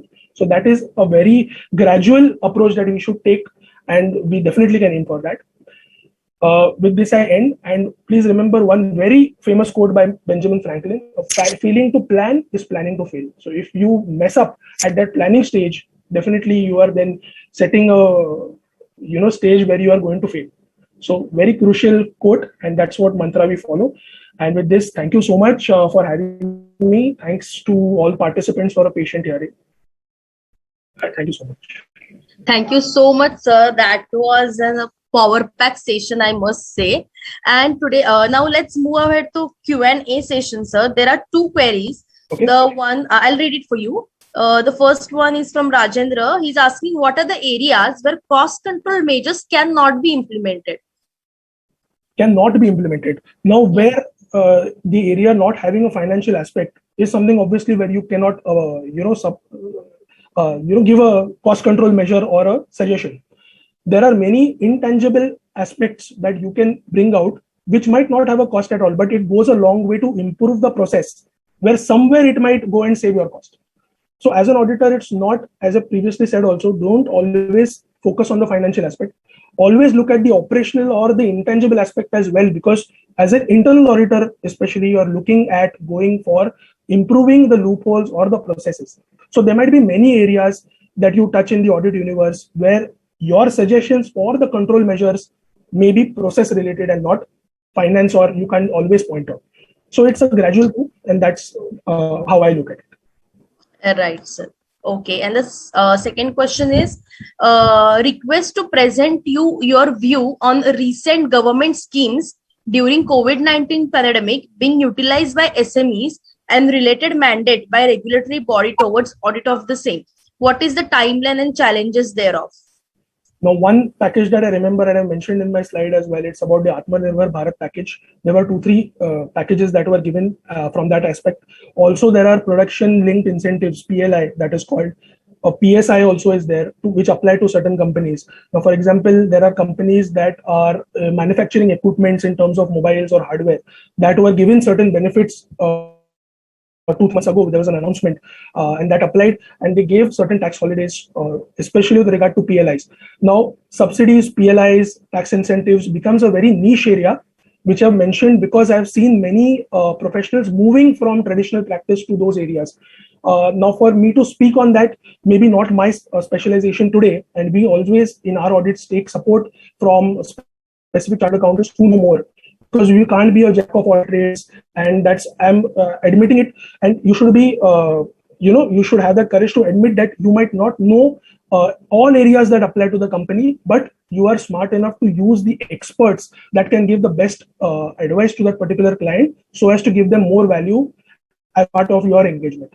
So the Atmanirbhar Bharat package is one example that I have seen, which has been the government's initiative, especially around mid-2020, where they announced for SMEs perspectively, and they changed the definition also of MSME. If you go back and see the definitions around June, July 2020, they changed the definition so that more companies could come under that package and take the benefit.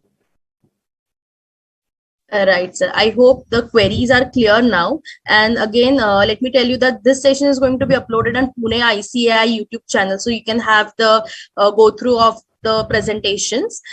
Internal audit definitely plays important role for the organization, and spending time to plan the internal audit is very crucial and very important, so that it will enhance the objective. So thank you so much for giving us this knowledge on how to plan the internal audit. Definitely will try to implement all these things. Once again, on behalf of Pune branch of ICAI, I would like to thank you for coming down here and giving your precious time. For all the attendees, sir has already mentioned his email ID. You can have one-to-one email and conversation with him if necessary. Sir, we wish to see you again on some other topic. Once again, thank you so much for joining, sir. Thank you so much, Sukanya. Take care. Thank you. Yeah, have a good day, sir.